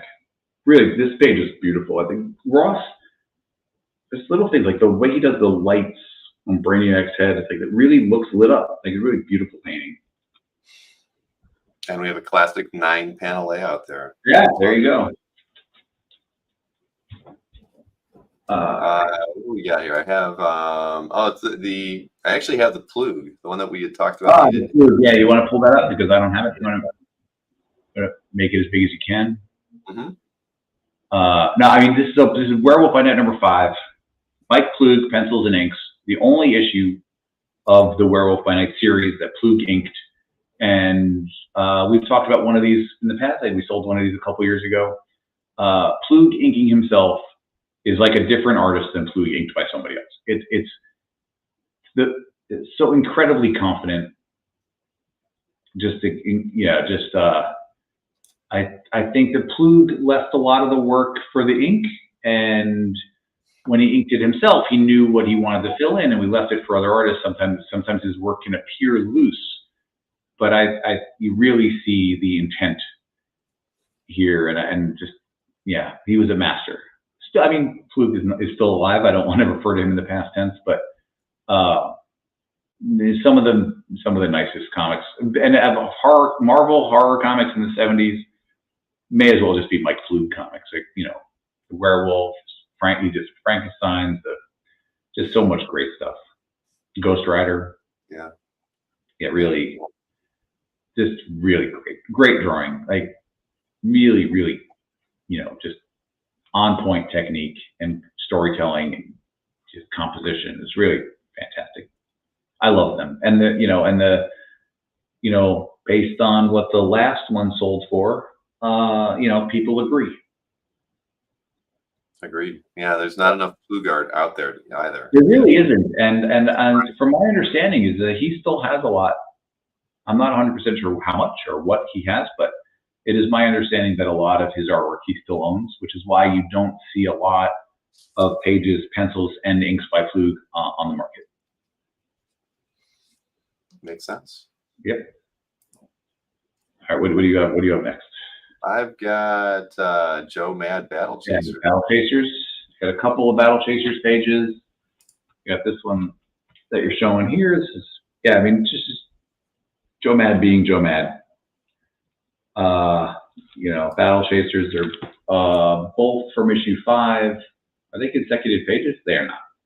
So they got page 12 and page 17, but they're both cool. They're I like the symmetry of this page. It's a really nice page from a layout standpoint. And this one's just all action, so that's cool too. But yeah, really nice Joe Mad pages. And what do we got next? I got Dick Dillon. Is that what you got? That's what I got. Justice League 112. This is the page one splash from Justice League 112. So you've got Amazo standing over a defeated Justice League. Because splash pages always tell the truth.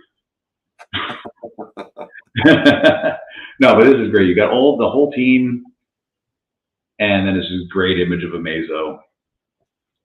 And it's like Dick Dillon. I mean, I remember when Dick Dillon Justice League pages were dime a dozen, really, and it's nice to see them getting appreciated. But this one's cool. And I'm going to start to move a little bit faster because I still got a lot to get to, and it's almost 10:30. All right, no problem. So we got Jim Mooney's Supergirl page from Action 304, sorry. But yeah, it's great. It's Golden Age. It was early. This is 1963. So Silver Age Supergirl fights up Jim Mooney. I got this is the cover of Marvel Team Up #6. This is from 90s Marvel Team Up series.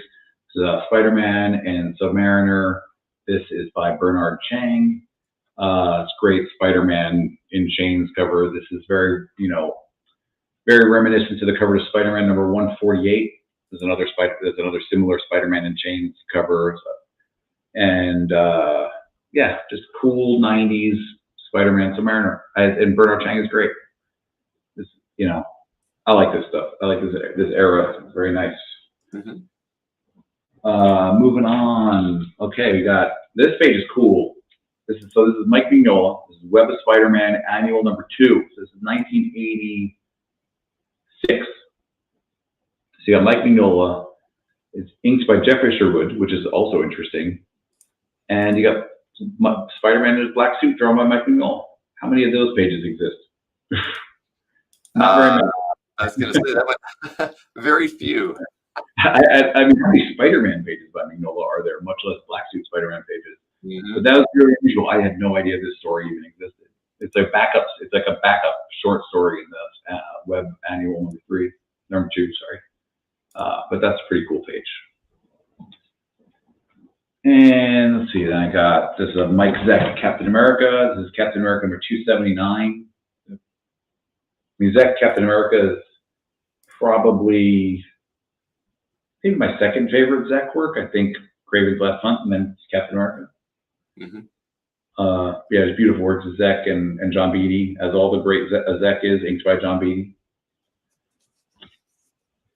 Let's see. Got this is Gene Colan's Daredevil #91. No Daredevil on it, but this last panel was as Gene Colan gets. You don't get much more Gene Colan than that. No. I think it's great. Beautiful drawing. Tom Palmer inks. We got another Colan page. This is Tomb of Dracula #20. Colan and Palmer again. Great image of Dracula down at the bottom. Just another, yeah, lovely. We've spent a lot of time on this show, these previews, talking about Gene Colan, and it's because he's great. You're not gonna, you know, I love Colin Palmer. I've got a couple Doctor Strange pages. I mean, Yeah, I love his work. No, Palmer. I think Colin Palmer is, yeah, that's just as classic as you can get. We've got Transformers. It's Don Perlin. Transformers number 28. Painted there's a whole page of Transformers. Yeah, so many robots. Yeah, cool. It's got yeah, a lot of robots, a lot of Transformers, a lot of different ones. Yeah, a lot of variety on this page. And there are some balloons missing, but you know, what are you gonna do? Yeah. You're not Sorry? You're not sending it back. Nope. There are people that can fix it. There are many. Yeah. So what do we got? Dan Brereton. Dan Brereton. So you got this is what Tigra and Nick Fury and Deathlock and Vision, Spider-Man, and Scarlet Witch. I'm pretty sure this is just a commission, but man, it's cool. Brereton's great, and yeah, it's nice to see him do stuff like this. You know, I think of Brereton more like horror guy. Mm-hmm. I really like his rendition of the Heroes. Nice piece. It's got this great, beautiful little Brian Boland Joker. Really nice one. It has the appearance of being both loose and instantly identifiably as a Boland Joker. Like nobody else could have drawn that. It's great. Let's see. This is John Romita Jr. and Al Williamson, Daredevil Man Without Fear. This is Man Without Fear number 2. So, you know, Frank Miller writing, Romita Jr. This is early, 91, 92, 93. So this is from early on in issue 2. So Matt Murdock doesn't appear on this page, but this is after his father is murdered, spoilers, and he sort of, you know, tries to go enact his vengeance on the people that are responsible for killing his father. So these two guys who were in on the scheme go into this alley, and here they get beat up by an off-panel Matt Murdock, and then left for the police. But just beautiful. I mean, Man Without Fear is a great book, just great. And I love Romita Jr. inked by Al Williamson. I think this page is lovely. It's great, you know, just to get any page from this story, I think would be a goal of a lot of people, myself included. A couple other John Romita pages. These are more modern. These are Romita and Scott Hanna. This is they're both from Spider-Man number 40 to 2020. This is from last year, 2023. But both splash pages. It's really nice, modern Romita Jr. That dude still has it. I saw him like a month ago at a show. I know he was at Heroes, but I didn't see him there.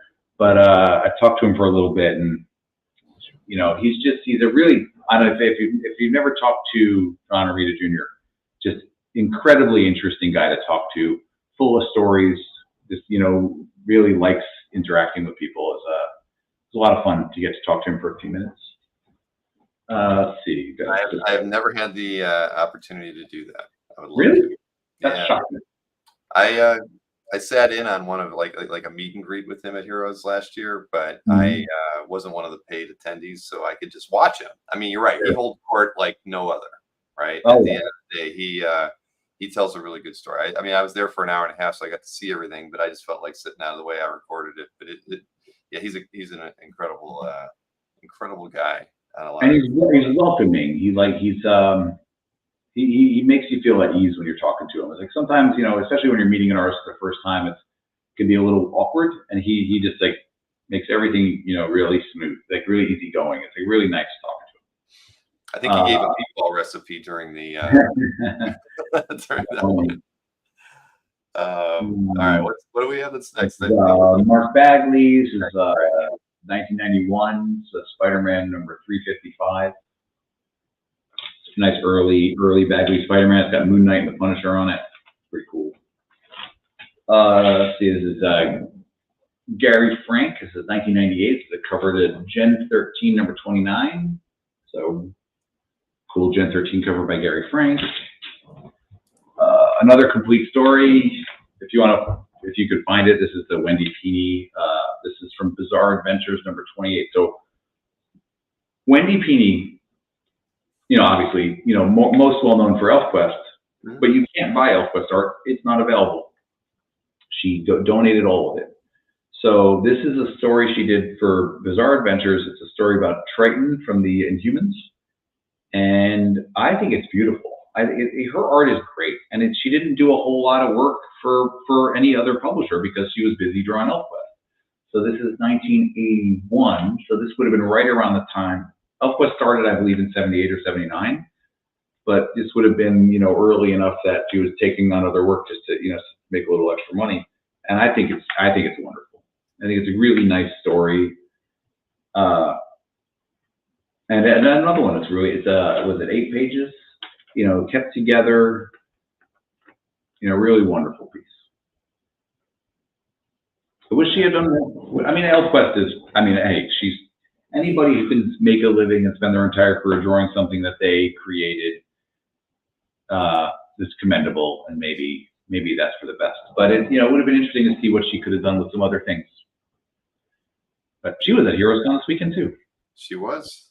Yeah, I didn't. I never got over to the Flesk booth the whole show. I mean, I was only there Friday and Saturday, but I kept meaning to, and it just never worked out. But yeah, I love their work. Mm-hmm. This is really early, relatively early. Anyway, this is I'm gonna push it in real close because it's really beautiful, but it's colored pencil, so it's a little hard to see. This is a Yasagi Yojimbo by Stan Sakai. This is from 1987, and it's really nicely drawn.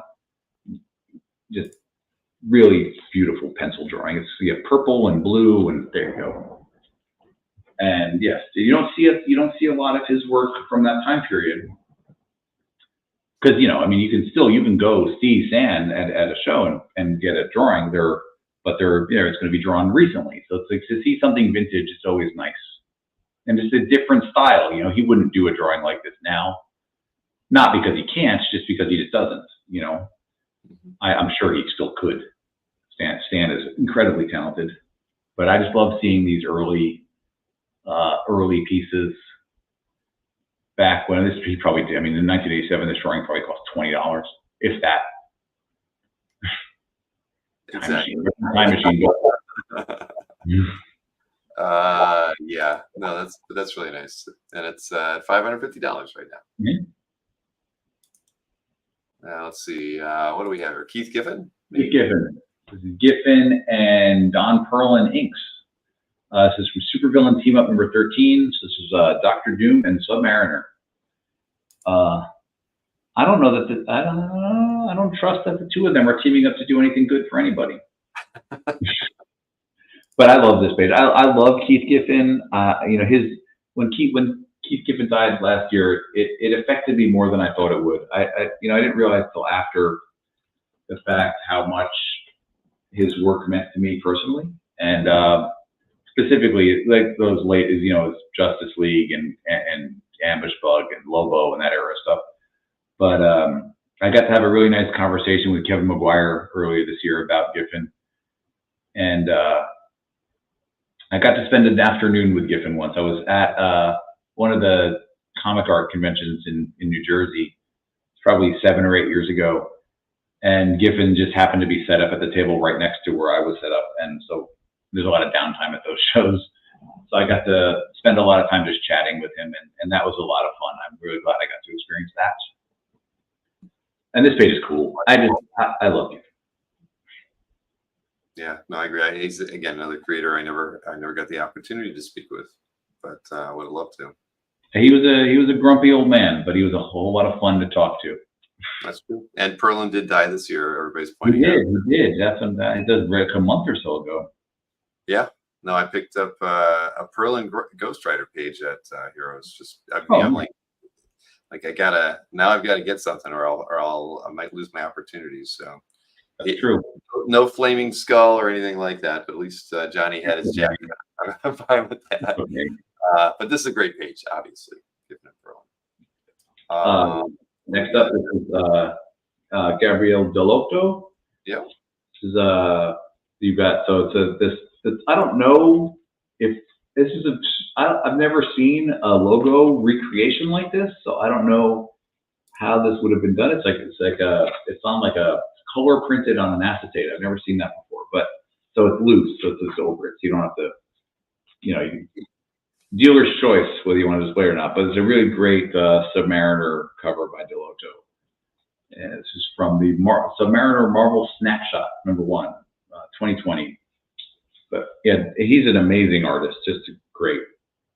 And you don't see this stuff all that often. This is cool. I love Big Monster on it. Big fan of Big Monsters. Got myself a Big Monster commission this weekend. I love it. Well, I didn't get it this weekend. It was finished, and I got to see it this weekend. It took quite a while. So you've seen a scan of it. I have seen a picture of it. Yes, by Jeremy Bastian. It took him 10 months. That's fine. I told him at the. Oh, that's right. You showed it to me. The scan. Yeah, that was fantastic, man. Did you figure out what monster it is yet? I did. It is. Damn it! It's on my phone. Hang on. It was. I couldn't figure it out either from looking at it. It's Magog from Thor. Thor 155. Oh, so okay. The hands. I guess the hands should have given it away, right? Yeah. Well, I hope you posted the calf so everybody. I will eventually. There's not enough artwork by Jeremy on. It's really great, and it might be the best commission I've ever gotten based on what I was expecting, and I was expecting it to be pretty good, and what I got, which wildly exceeded my expectations. So it's great. I'll post it. I got a backlog of stuff that I need to post on the cat. Make sure it's a big scan. That's all I ask. A big scan. Yeah, don't. I'll text it to you right now. You want to put it up on the screen? It's fantastic. No, it's great. I'll keep everybody waiting. 10 months is not that long. I told Jeremy when we first talked about it that he could take as long as he liked, because nobody should ever rush Jeremy Bastian to draw anything. That would be insane. And he's always going to deliver. He's a reliable guy. And it's just a matter of when. And I told him every time I saw him, because we're in the same shows a lot, and I would go by and just say hello. And he's like, "It's not done." I was like, "That's fine. Don't take your time." But he really delivered. It was worth every penny. It was worth I'm going to keep this really brief because I still have a good amount of art to get to. But his piece in the Heroes auction went for $2,800, something like that. And I went to a guy that I'm friendly with, and at first I congratulated him because it was beautiful, and then I showed him the one I got that I'm getting, because I technically haven't got it yet, and he was like, "You got a better value." And I was like, "His is a better drawing. It's more refined, more polished, but it was also $2,800." But yeah, no, it's really. Eventually, there will be a drawing of Magog on calf by Jeremy Bastian, and then everybody can look at it. It's great. All right, back to the auction. Tim Sale. This is Superman Confidential. It's from the story Kryptonite. I think it was like a 2 or 3 part story.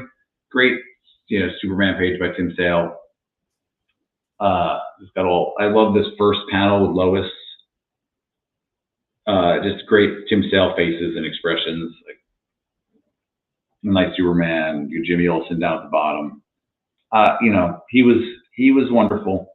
And another one that we sadly lost a couple years ago. It's making me feel old. All these people. Now I'm sad. So this is Mark Schultz, still alive. Be happy about that. This is a drawing of Carolyn Monroe from the Golden Voyage of Sinbad, and I mean, it's Mark Schultz. The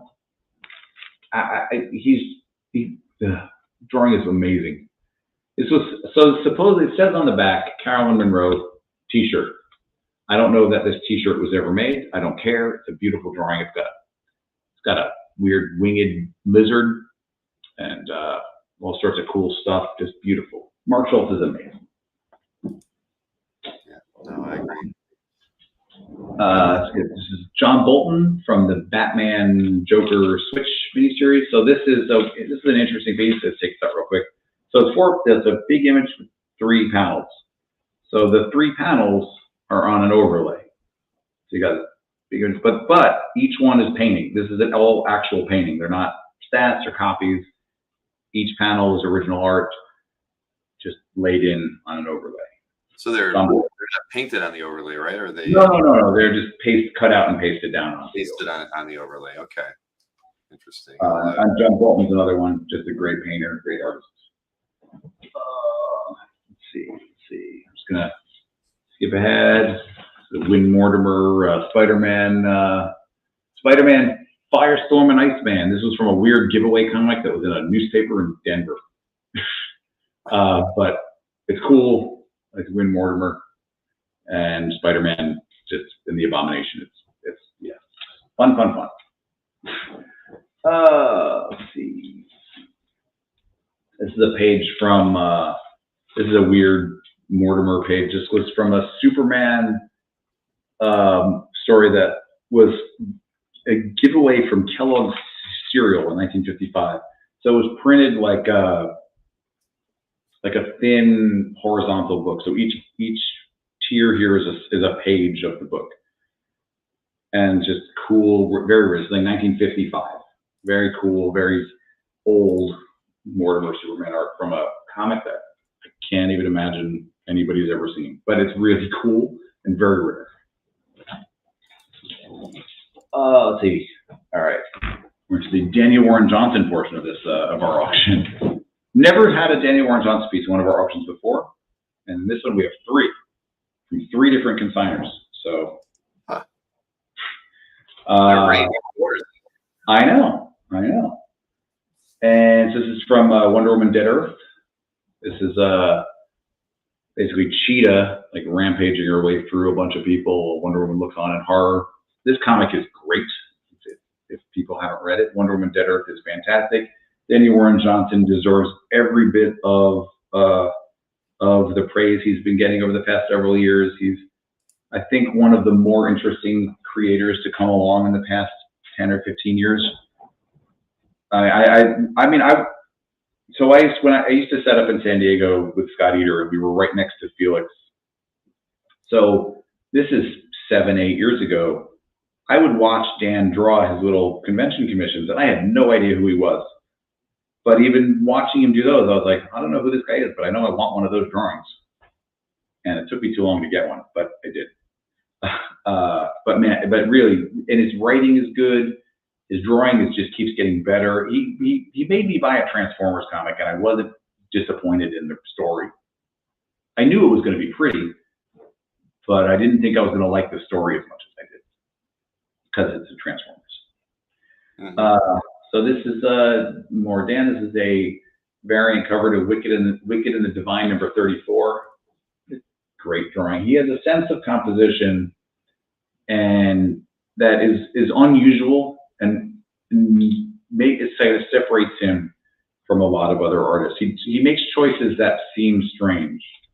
So like this one's just great. This is a great cover. This is a variant that he did for Vanish number 1. And this was our last one. But like this, to put the characters down at the bottom and to have the main part of the image just this architectural element is just, most people would have at least the figures be up halfway. Dan is like, nah, I'm gonna make them small. I'm gonna spend all my time drawing this, and you're gonna love it. And it's amazing. It's amazing. Just great. You know, there's an energy in his art that is both impressive and incredibly difficult to do. It's hard to be spontaneous like this and have it not look rushed or sloppy. And Dan's art is great. Let's see what else we got here. This is John Romita and inked by Dan Green. This is from the 1997. This is from a one-shot called Spider-Man Kingpin to the Death. So it's like a really great John Romita Sr. from the 90s drawing Spider-Man. This is more Romita. We're going back. So we saw page 2 from Spider-Man 120 by Gil Kane. This is Romita's layout to page 1, which is slightly different than the published version, but it's a very interesting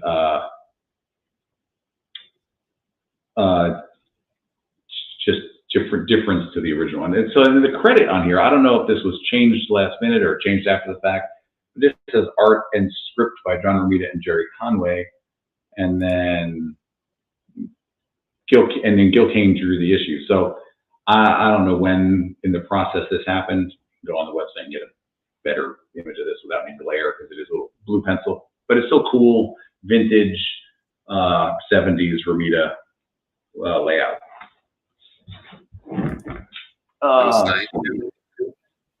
What's that? The Romita was signed. I wasn't able to get to that. It is signed in that his name is written in the credits. I mean, you know what I mean? But it's his handwriting. This is Marvel feature number 1. This is Ross Andrews. This is the first appearance of the Defenders. So this is Ross Andrew, inked by Bill Everett. And yeah, you got, so Mariner, Hulk, Doctor Strange, most of the Defenders. Doctor Strange's big, menacing eyes. Very cool. First appearance, again, first appearance of the Defenders. Let's see. Oh God, I got so much to go. We're gonna go a little bit over past 11. Sorry. This piece is one of my favorite pieces in the whole auction. This is a Tarzan double spread by Jose Luis Garcia Lopez, and I think it's amazing. I think it's beautiful. Love me some Garcia Lopez. Title page, double page spread. Yeah. Yep. I mean, this image of Tarzan over here is just spectacular. Yeah, that's fantastic. It really is. Huh. Let's see if I can get through the rest of this stack real quick, and then I can get through some more. Paul Gulacy, Master of Kung Fu. This is from Giant Size Master Kung Fu number 3. Paul Gulacy got like a two-thirds splash. Shang-Chi. Some more Gulacy. This is the cover of Splash Maraud Book 6. Classic swashbuckling Gulacy right here. That's really nice. Yeah. Got a couple of planetary pages by John Cassidy. One from issue 2 and one from issue 9. Really great comic. Warren Ellis, John Cassidy. Like that comic a lot. It's Rip Kirby by Alex Raymond. One of the, 3 or 4 most important cartoonists who ever lived. Just influenced generationally. So, still influencing artists, even if they don't know who he is. Just one of the best. I just got one of these myself recently. This is Frank Cho, big image of the Punisher. So this is an image that was used in a couple different places. I think this image was used on toy packaging, and with a redrawn face. This is the cover to Dark Reign: The List Punisher number 1, because I don't think there are enough words in that title. So if you look at the cover to Dark Reign: The List Punisher, the face is different, but I did a lot of checking. The body is the same. It's this drawing of the body just with a different face on it. But yeah, Frank Cho, after Mike Zeck. Let's see, this is Brian Hitch cover to Superman and the Authority. This is from a couple years ago, but really nice, large Brian Hitch, kind of classic Brian Hitch composition. Yeah, just very cool. And some more Brian Hitch. Has gone back a couple decades. This is 1996. This is Brian Hitch from X-Men versus the Brood. There's 2 pieces in here. So there's this image of all the whole X-Men, and then this image of the Brood, which was overlaid over this image when it was printed. But yeah, nice 90s hitch. Got a page from The Boys. This is in The Boys #4 by Derek Robertson. The recently returned to television The Boys. This is Starlight meeting the Seven, and I'm sure that everything goes just fine for all of them. I'm sure nobody regrets anything in that scenario. No, of course not. Let's see. I got the prelim by Fastener and Larson from their X-Men portfolio from 1982. So it's the pencil prelim to the Wolverine plate from their portfolio. It's huge and incredibly tightly drawn, the tight pencils. I think this is a great Wolverine image from a very desirable portfolio. Got the complete story by Russ Manning. It's like a backup story from Magnus Robot Fighter #10. These are the short aliens backups to Magnus Robot Fighter. I love Russ Manning, big fan. Got Macro Boy Flash Gordon. This is from 1956. Got one of these recently for myself too. Love Macro Boy, another great Golden Age artist. The cover to 1955's Tom Corbett Space Cadet #1. This is by Marvin Stein. It's great Golden Age science fiction cover. This is a really interesting drawing. This is by Jason Sean Alexander. This is a drawing of Guido Crapax's Valentina. This drawing is published in one of Fantagraphics' complete Crapax books. But Jason Alexander is just a marvelous artist, and it's really interesting to watch his career. And also a super nice guy. I've talked to him a few times at shows. But I really, just a beautiful, beautiful drawing. Really, like Valentina, is one of the great Italian comics. I mean, it was incredibly popular in Italy in the 60s, 70s, and there's a series of movies based on Valentina, like all sorts of. It was incredibly popular, and I think this image does the character justice and does Crapax justice, and also retains the style of Jason Sean Alexander. Just a really nice piece, and also big. I'm a huge fan of Jason's work. I did an interview with him, gosh, I mean, again, probably like 2 years ago. Need to get him back around again. Yeah, I'm just going to go through these as quick as I can. You got Dan Stevens as Legion by Bill Sienkiewicz. So it's just, I mean, the Sienkiewicz drawing Legion, that makes sense. But, Sienkiewicz, and he does. He's good at likenesses. He does, his likenesses are so good, it's annoying. Mm-hmm. I love this drawing. I showed this to a friend of mine who's not an art collector necessarily, but he loves the Legion TV show, and he was just like, "Oh my God, I want it!" It's a great likeness. And a great Sienkiewicz. He's amazing. This is cover of Black Panther #1 by David Mack. The published version has some digital elements in it, but it's a beautiful, beautiful Black Panther by David Mack. Published #1 cover. I think it was some store variant, but it is a published cover. This piece is going to be hard to see. So this is Jay Lee.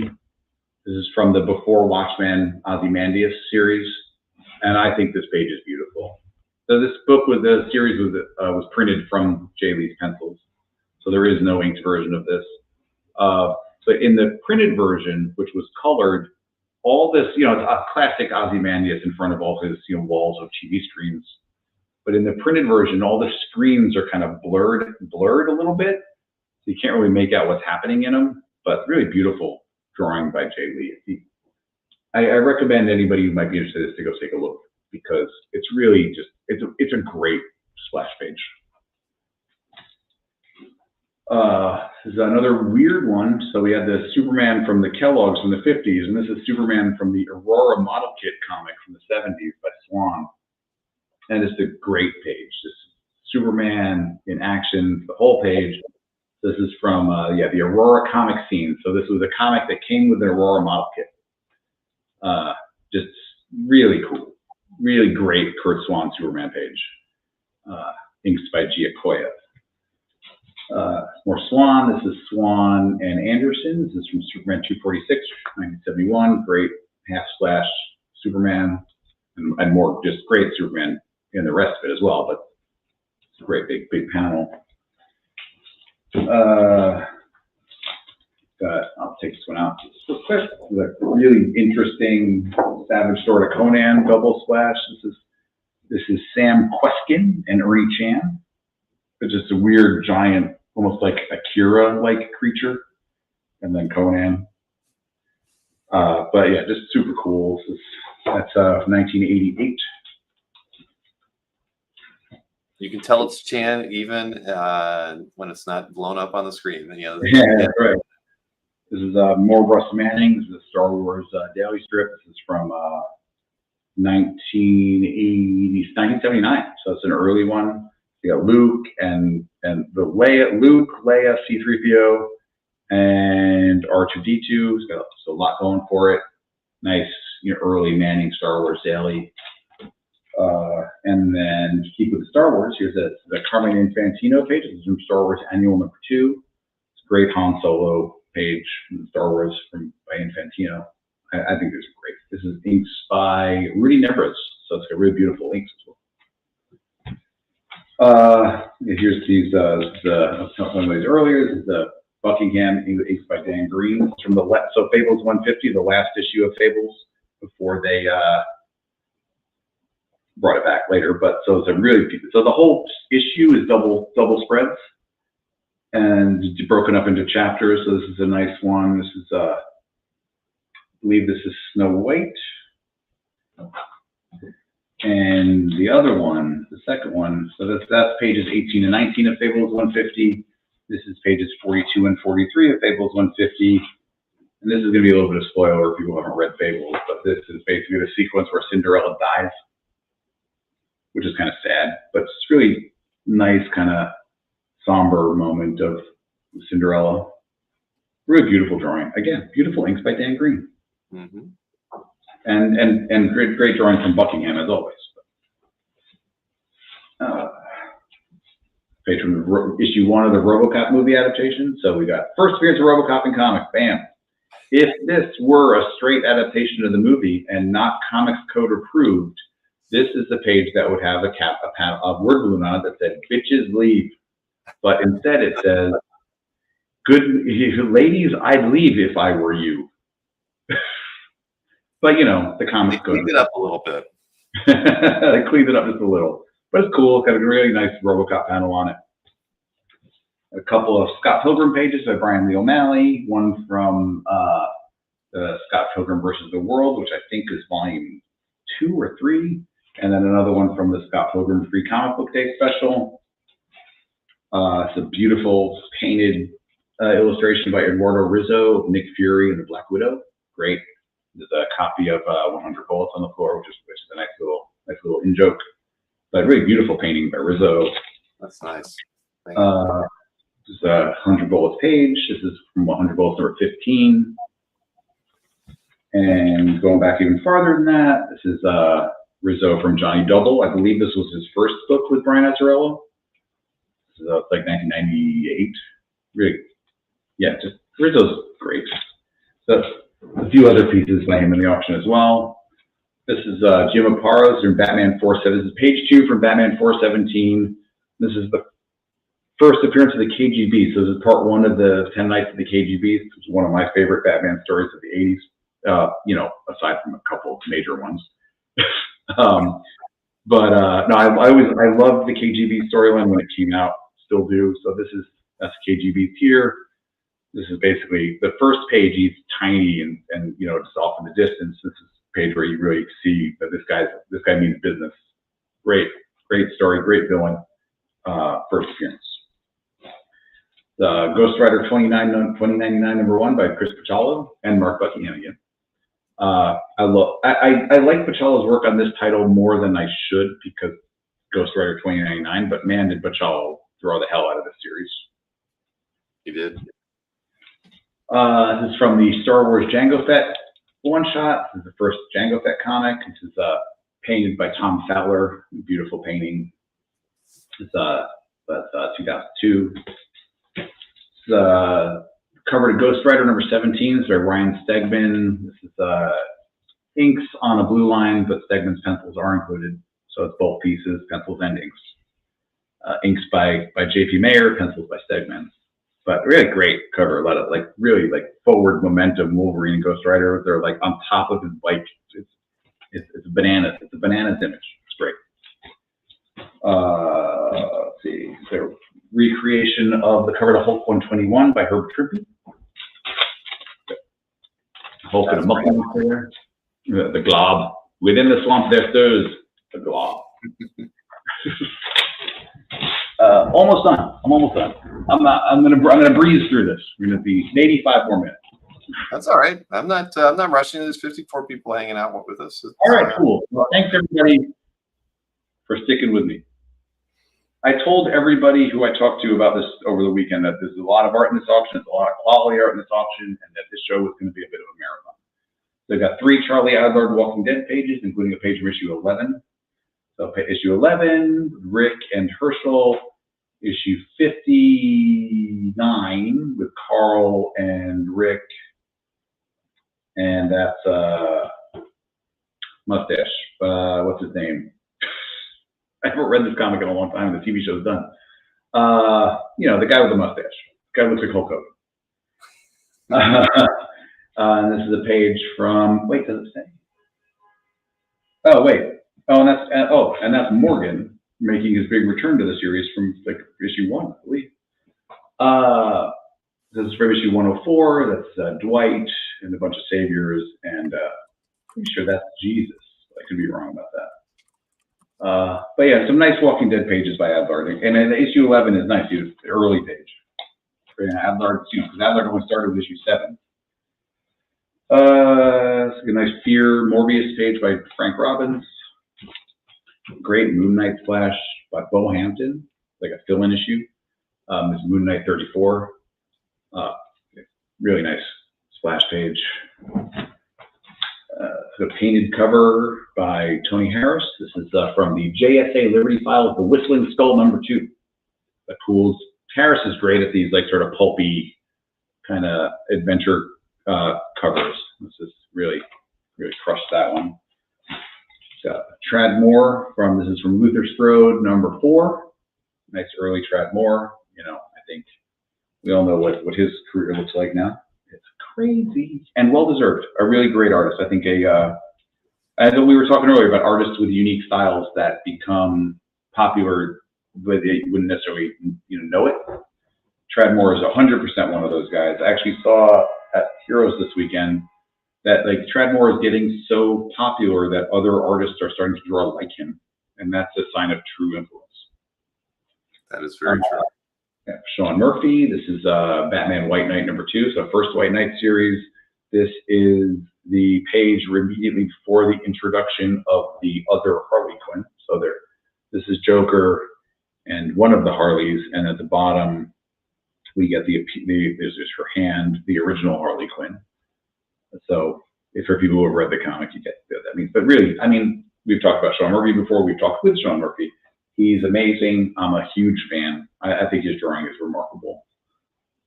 And any opportunity to get a Batman page by him is not to be missed. Ed McGuinness, this is the splash page that featuring the introduction of Galactus Herald Kazar the Savage, which is it's just beautiful drawing by Ed McGuinness. Great big Galactus. It's just, it's cool. So drawing of Paul Pope of a character that it could be somebody, I couldn't figure it out, but it's just a beautiful drawing by Paul Pope. Nice large drawing, 2017. Another guy who's great is I think success despite maybe not being the kind of artist that is expected to become successful. One of Felix's guys. You've had a few on tonight. Daniel Warren Johnson and and Tradmore. Sure. I can't give Felix all the credit for Paul Pope though. He was already pretty popular before Felix. He was absolutely very popular. So Lee Weeks page from the Winter Soldier, Winter Kills one shot. a lovely Weeks, not a Felix guy, Jason guy. No. It's a great Twice Up Jim Starlin. This is from the Silver Surfer Resurrection. Great big tight close-up of Silver Surfer, inked by Terry Austin. In the published version, the reflection in his face is that. It's printed in blue, but it's a great big image of the Surfer by Starlin. Got a Thunder Agents splash page by Mike Sikowski. Love Mike Sikowski, love Thunder Agents. Have a page of that myself too. This is the Stuart Immonen. This is the front and back covers, the Essential Avengers #1, Volume 1. So this is, the Marvel black and white reprint books from 20 years ago or so. But yeah, really nice images of the Avengers by Immonen.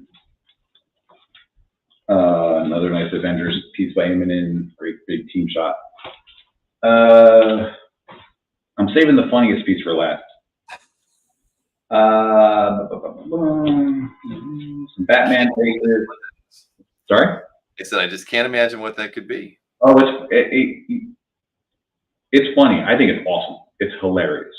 Some Batman pages. This is Irv Novick. This is Batman 261, 1974. Great Batman page. This is George Tuska. This is World's Finest 254. A nice Batman page. This is 1978. And a Bob Brown Batman page from Detective 423. A lot of good 70s Batman pages. Got some Peter Bagg, Buddy Bradley by Peter Bagg. His first new, Bagg's first new hate comic in a very long time came out last week, and it was great. I read it yesterday. It's fantastic. Sweet. Jim Woodring. You woke up from your long trip? I did. I was like, I'm gonna read some comics. So yeah, Jim Woodring, one of the Frank books. This is from Poochie Town, one of the Frank graphic novels. Aaron Connolly. This was I don't know if this book has actually come out yet. This is a book called Malka. I think it was a Kickstarter book. This was like a variant cover he did for a Kickstarter. But Aaron Connolly's great. Connolly's not a big guy, and I think we actually sold that at the OAX auction. Believe it or not. Oh, really? I think so, or one very similar to that. Maybe. I don't ask questions when people give me things. No, of course not. I remember the image. I like Aaron's work a lot. I really think he's an amazing artist. I got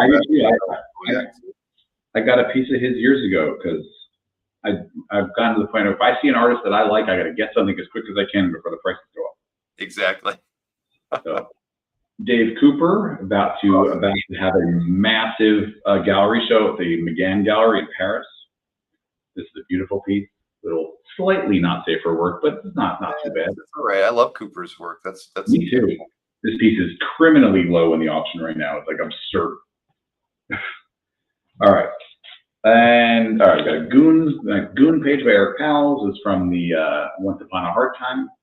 I love Eric Powell's drawings. All right. Next one here. It's another complete story. It's from 1953. I have no idea who drew it, but it is from one of the most, I can't believe that anybody thought this was a good idea, and that it wasn't a good idea, because it's a romance story from 1953. It was reprinted less than 2 years later, and they changed everything about it because this is wildly inappropriate. So the story is called "My Mother, My Rival." Oh, and it's exactly what it is. Just from the title alone. Okay. So it's basically, well, I won't even go there. I'm zipping my leg. So it's exactly what you think it is. It's about a girl and her mother who are both after the same man. And it was reprinted. You can see where the paste up was. They just used the same art. They just changed something. So it was reprinted less than 2 years later as My Sister, My Rival. And they changed. You can see changed some names and some little details in the text. But yeah, because My Mother, My Rival is complete insanity. Even especially in the 50s. But yeah, it's complete. Oh, that's upside down. But yeah, it's a great 50s romance story. I wish I knew who drew it, but it's really nice. Look at how nice the drawing is. But really great. I think it's hilarious. Yeah. It's so wildly inappropriate. And that's it. I got to pretty much everything. And thanks for sticking with us. Thanks so much, Bill, for hosting me as always. But you know, no, it's my pleasure, Micah. We didn't get to talk hardly at all at I Euro, so I was pretty good about staying on topic. No, we did. Well, again, you have for like 4 minutes. You know, I feel like you've never had this much OA in an auction, at least since we've been doing these. Well, we've had more, but I don't think we've ever had a higher percentage of quality. Like not to take anything away from any of the other stuff in the auction, but it's like really, you know, it's a strong auction as far as, you know, quality versus quantity. I'm very proud of this one. Yeah, there's a lot of really good stuff in it. There's probably 150, maybe more pieces than this. I mean, I didn't show that many.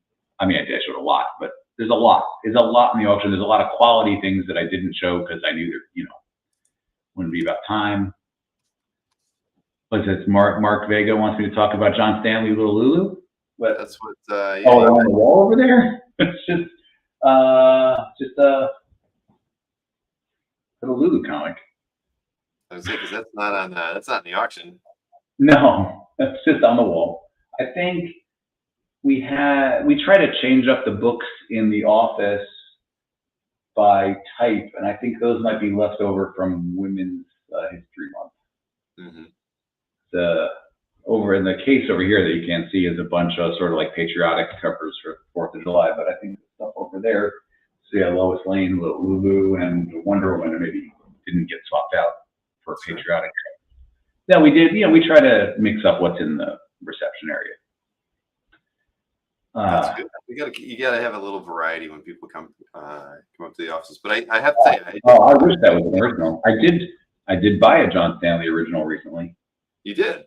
I did from the. I bought the when Heritage did when the Distinguished Competition did the first batch of the Dennis Kitchen auction. I bought the John Stanley famous cartoonist button portrait. Oh, the self-portrait. Yeah. There were a number of those I was interested in. Even Dennis Kitchen. I mean, I was. I was happy to get any of them. The John Stanley ones was one of the ones I was targeting because I love Little Lulu and his art is rare. So that was cool, and it was. I think it might have been the cheapest Dennis Kitchen collection piece in that first batch of stuff. And not that, but also it was one that I wanted. It wasn't like I bought it because it was the cheapest one. It was one that I wanted. Exactly. No, I mean there were a few kitchen sink related pieces. Like one had the logo drawn on it. I mean that kind of stuff related to history, right? You'll get a laugh. I got a package in from Fred Hembeck today. And, because I'm doing an art sale with him on Saturday, and you never know what Fred's going to pack his stuff in, right? I mean, it was oversized and everything, but inside of it, he put the small art in an envelope that he has had since 1988. Okay, and it's got the stamp on it, and the funny thing is, it's literally from the Marvel Comics office, right? Oh, that's fantastic. I mean, so he held on to that thing for 36 years to send it to me, and it even it's Fred Hembeck. It's a different address than where he lives now. But I don't know that he held on to it to send to you. I know. I mean, this is great. But somebody in Marvel Comics, when they mailed this back to him from the New York offices, they put the name Ben Dover. The name on it. I am not throwing this away. I am saving no this way. for posterity. I mean, I'm a little bit of an obsessive weirdo, but if I get an envelope or a package in the mail from an artist and anything on it is handwritten, I keep it. Oh yeah. I mean, he nothing on the front. It's all typed out, but he did have some of his own personal notes on the back. Yeah. But still, I wish he would have signed this thing. I mean, if I ever meet him in person, I'm going to have him sign it because I'm. Here's another one. I got he takes commissions. Hembeck takes commissions, right? Yeah, sometimes. I mean, I know that I can tell you that we're doing. I think we're going to auction off a couple of sketch card size stuff. Like, you know, he doesn't on eBay, but where we would people get to pick the character, because there's a lot of people who have who are trying to like complete runs of characters by picking them off of eBay, and everybody's missing one or two to complete a team or something like that. So I've wanted something by him for so long, and I just never pulled the trigger on one, and I would love one. I could show you, you know, everybody's been wanting me to preview a couple things. I could show you one thing from afar that might blow your mind. Sure. Okay. And I'm going to keep the screen small because I didn't want to preview it, but it's big enough. You can show it just to reward the people who are still watching. That's right. There's 40. And edit it out of the replay. All right. Now, if you know what this is, don't say anything. I mean, people in the chat might say, because this is published. And it is a recreation. Let's see. I'm gonna pick my least favorite of them. So I gotta step back. So whoa! Look at the size of that. This is like it was like 19.5 by 24. I didn't even realize there's a bunch of notes on the back, but that's amazing. So I think there's probably about at least 90 characters on this thing. So. I don't know if it's got a date on the back. No, but it's got a self-portrait of him on the back, ironically. So yeah, just one of many things that I'll have on Saturday. And two, if you haven't watched one of those, he's a fun guy to listen to. He's got some good stories. Maybe I will. I'll tune in for Fred Hembeck. And yes, Chuck Arnold is correct. It's one of two Steranko homages to this. Yes, that makes sense. Yeah, very, very nice though. And they were published. I forget in what, but yeah, they're amazing. And we're only going to I've got two of them. We're going to do only one. Sometimes we need people like Fred Hembeck to get everybody to not take everything so serious all the time. You've got that right. And he is he does that in spades. I mean, I have the most fun. He is just a joy to talk with. You know, he's so and he was been around so long. You know, he worked with a lot. He was doing stuff in at least as far back as the 70s. Mm-hmm. And they're called comics, not dramatics. So true. All right. Well, listen. So auction closes on Monday evening. No, Monday, 6 days from today, or. Wow, is it Wednesday yet? Almost. Next Monday, June 24th, 7 o'clock Eastern. Lots more stuff. There's some great animation cells. There's some color. There's a color guide by Jim. There's a color guide from a Nick Fury story colored by Steranko. There's some really great other things besides the art, in peripherally from the artwork. A lot of great, cool things. A lot of cool other art that I didn't get a chance to show. I recommend everybody giving a buzz through the whole auction just to make sure you don't miss anything.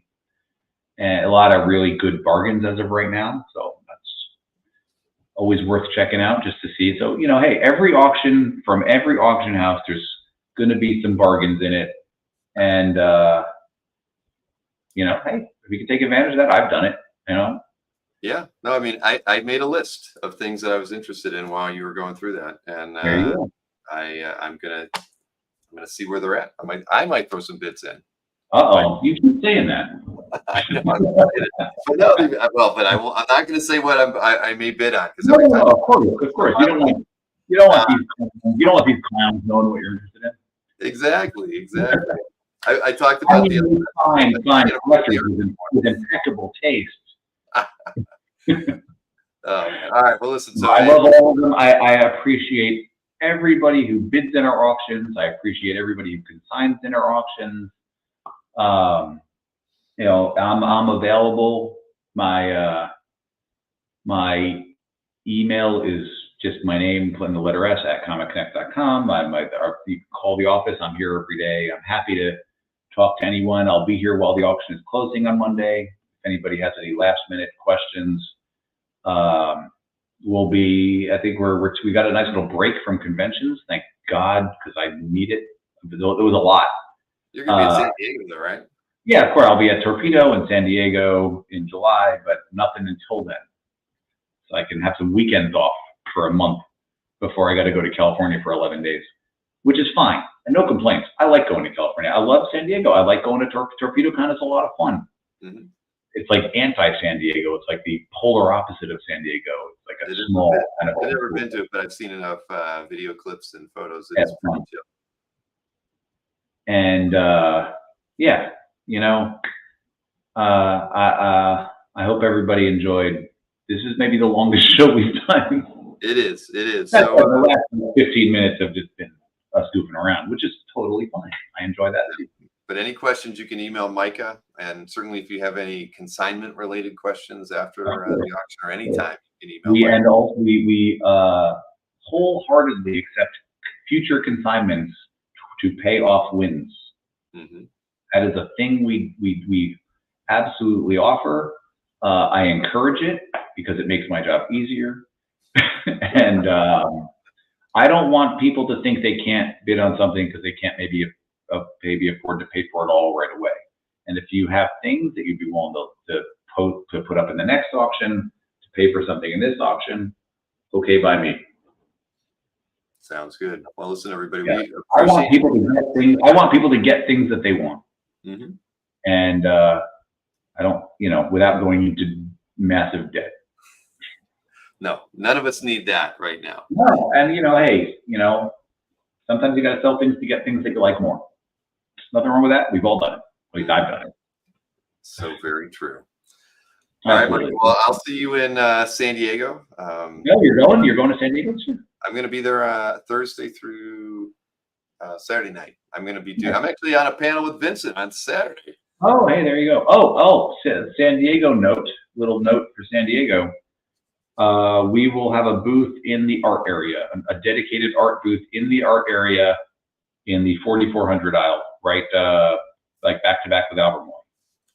That is correct. Right where Mark Hay from Splash Page used to be, right beside Mike Berkey.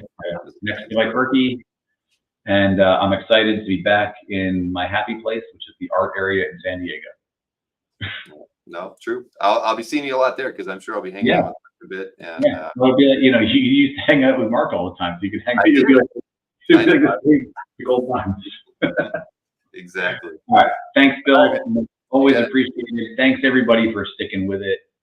And he's not gone. He's just skipping San Diego this year.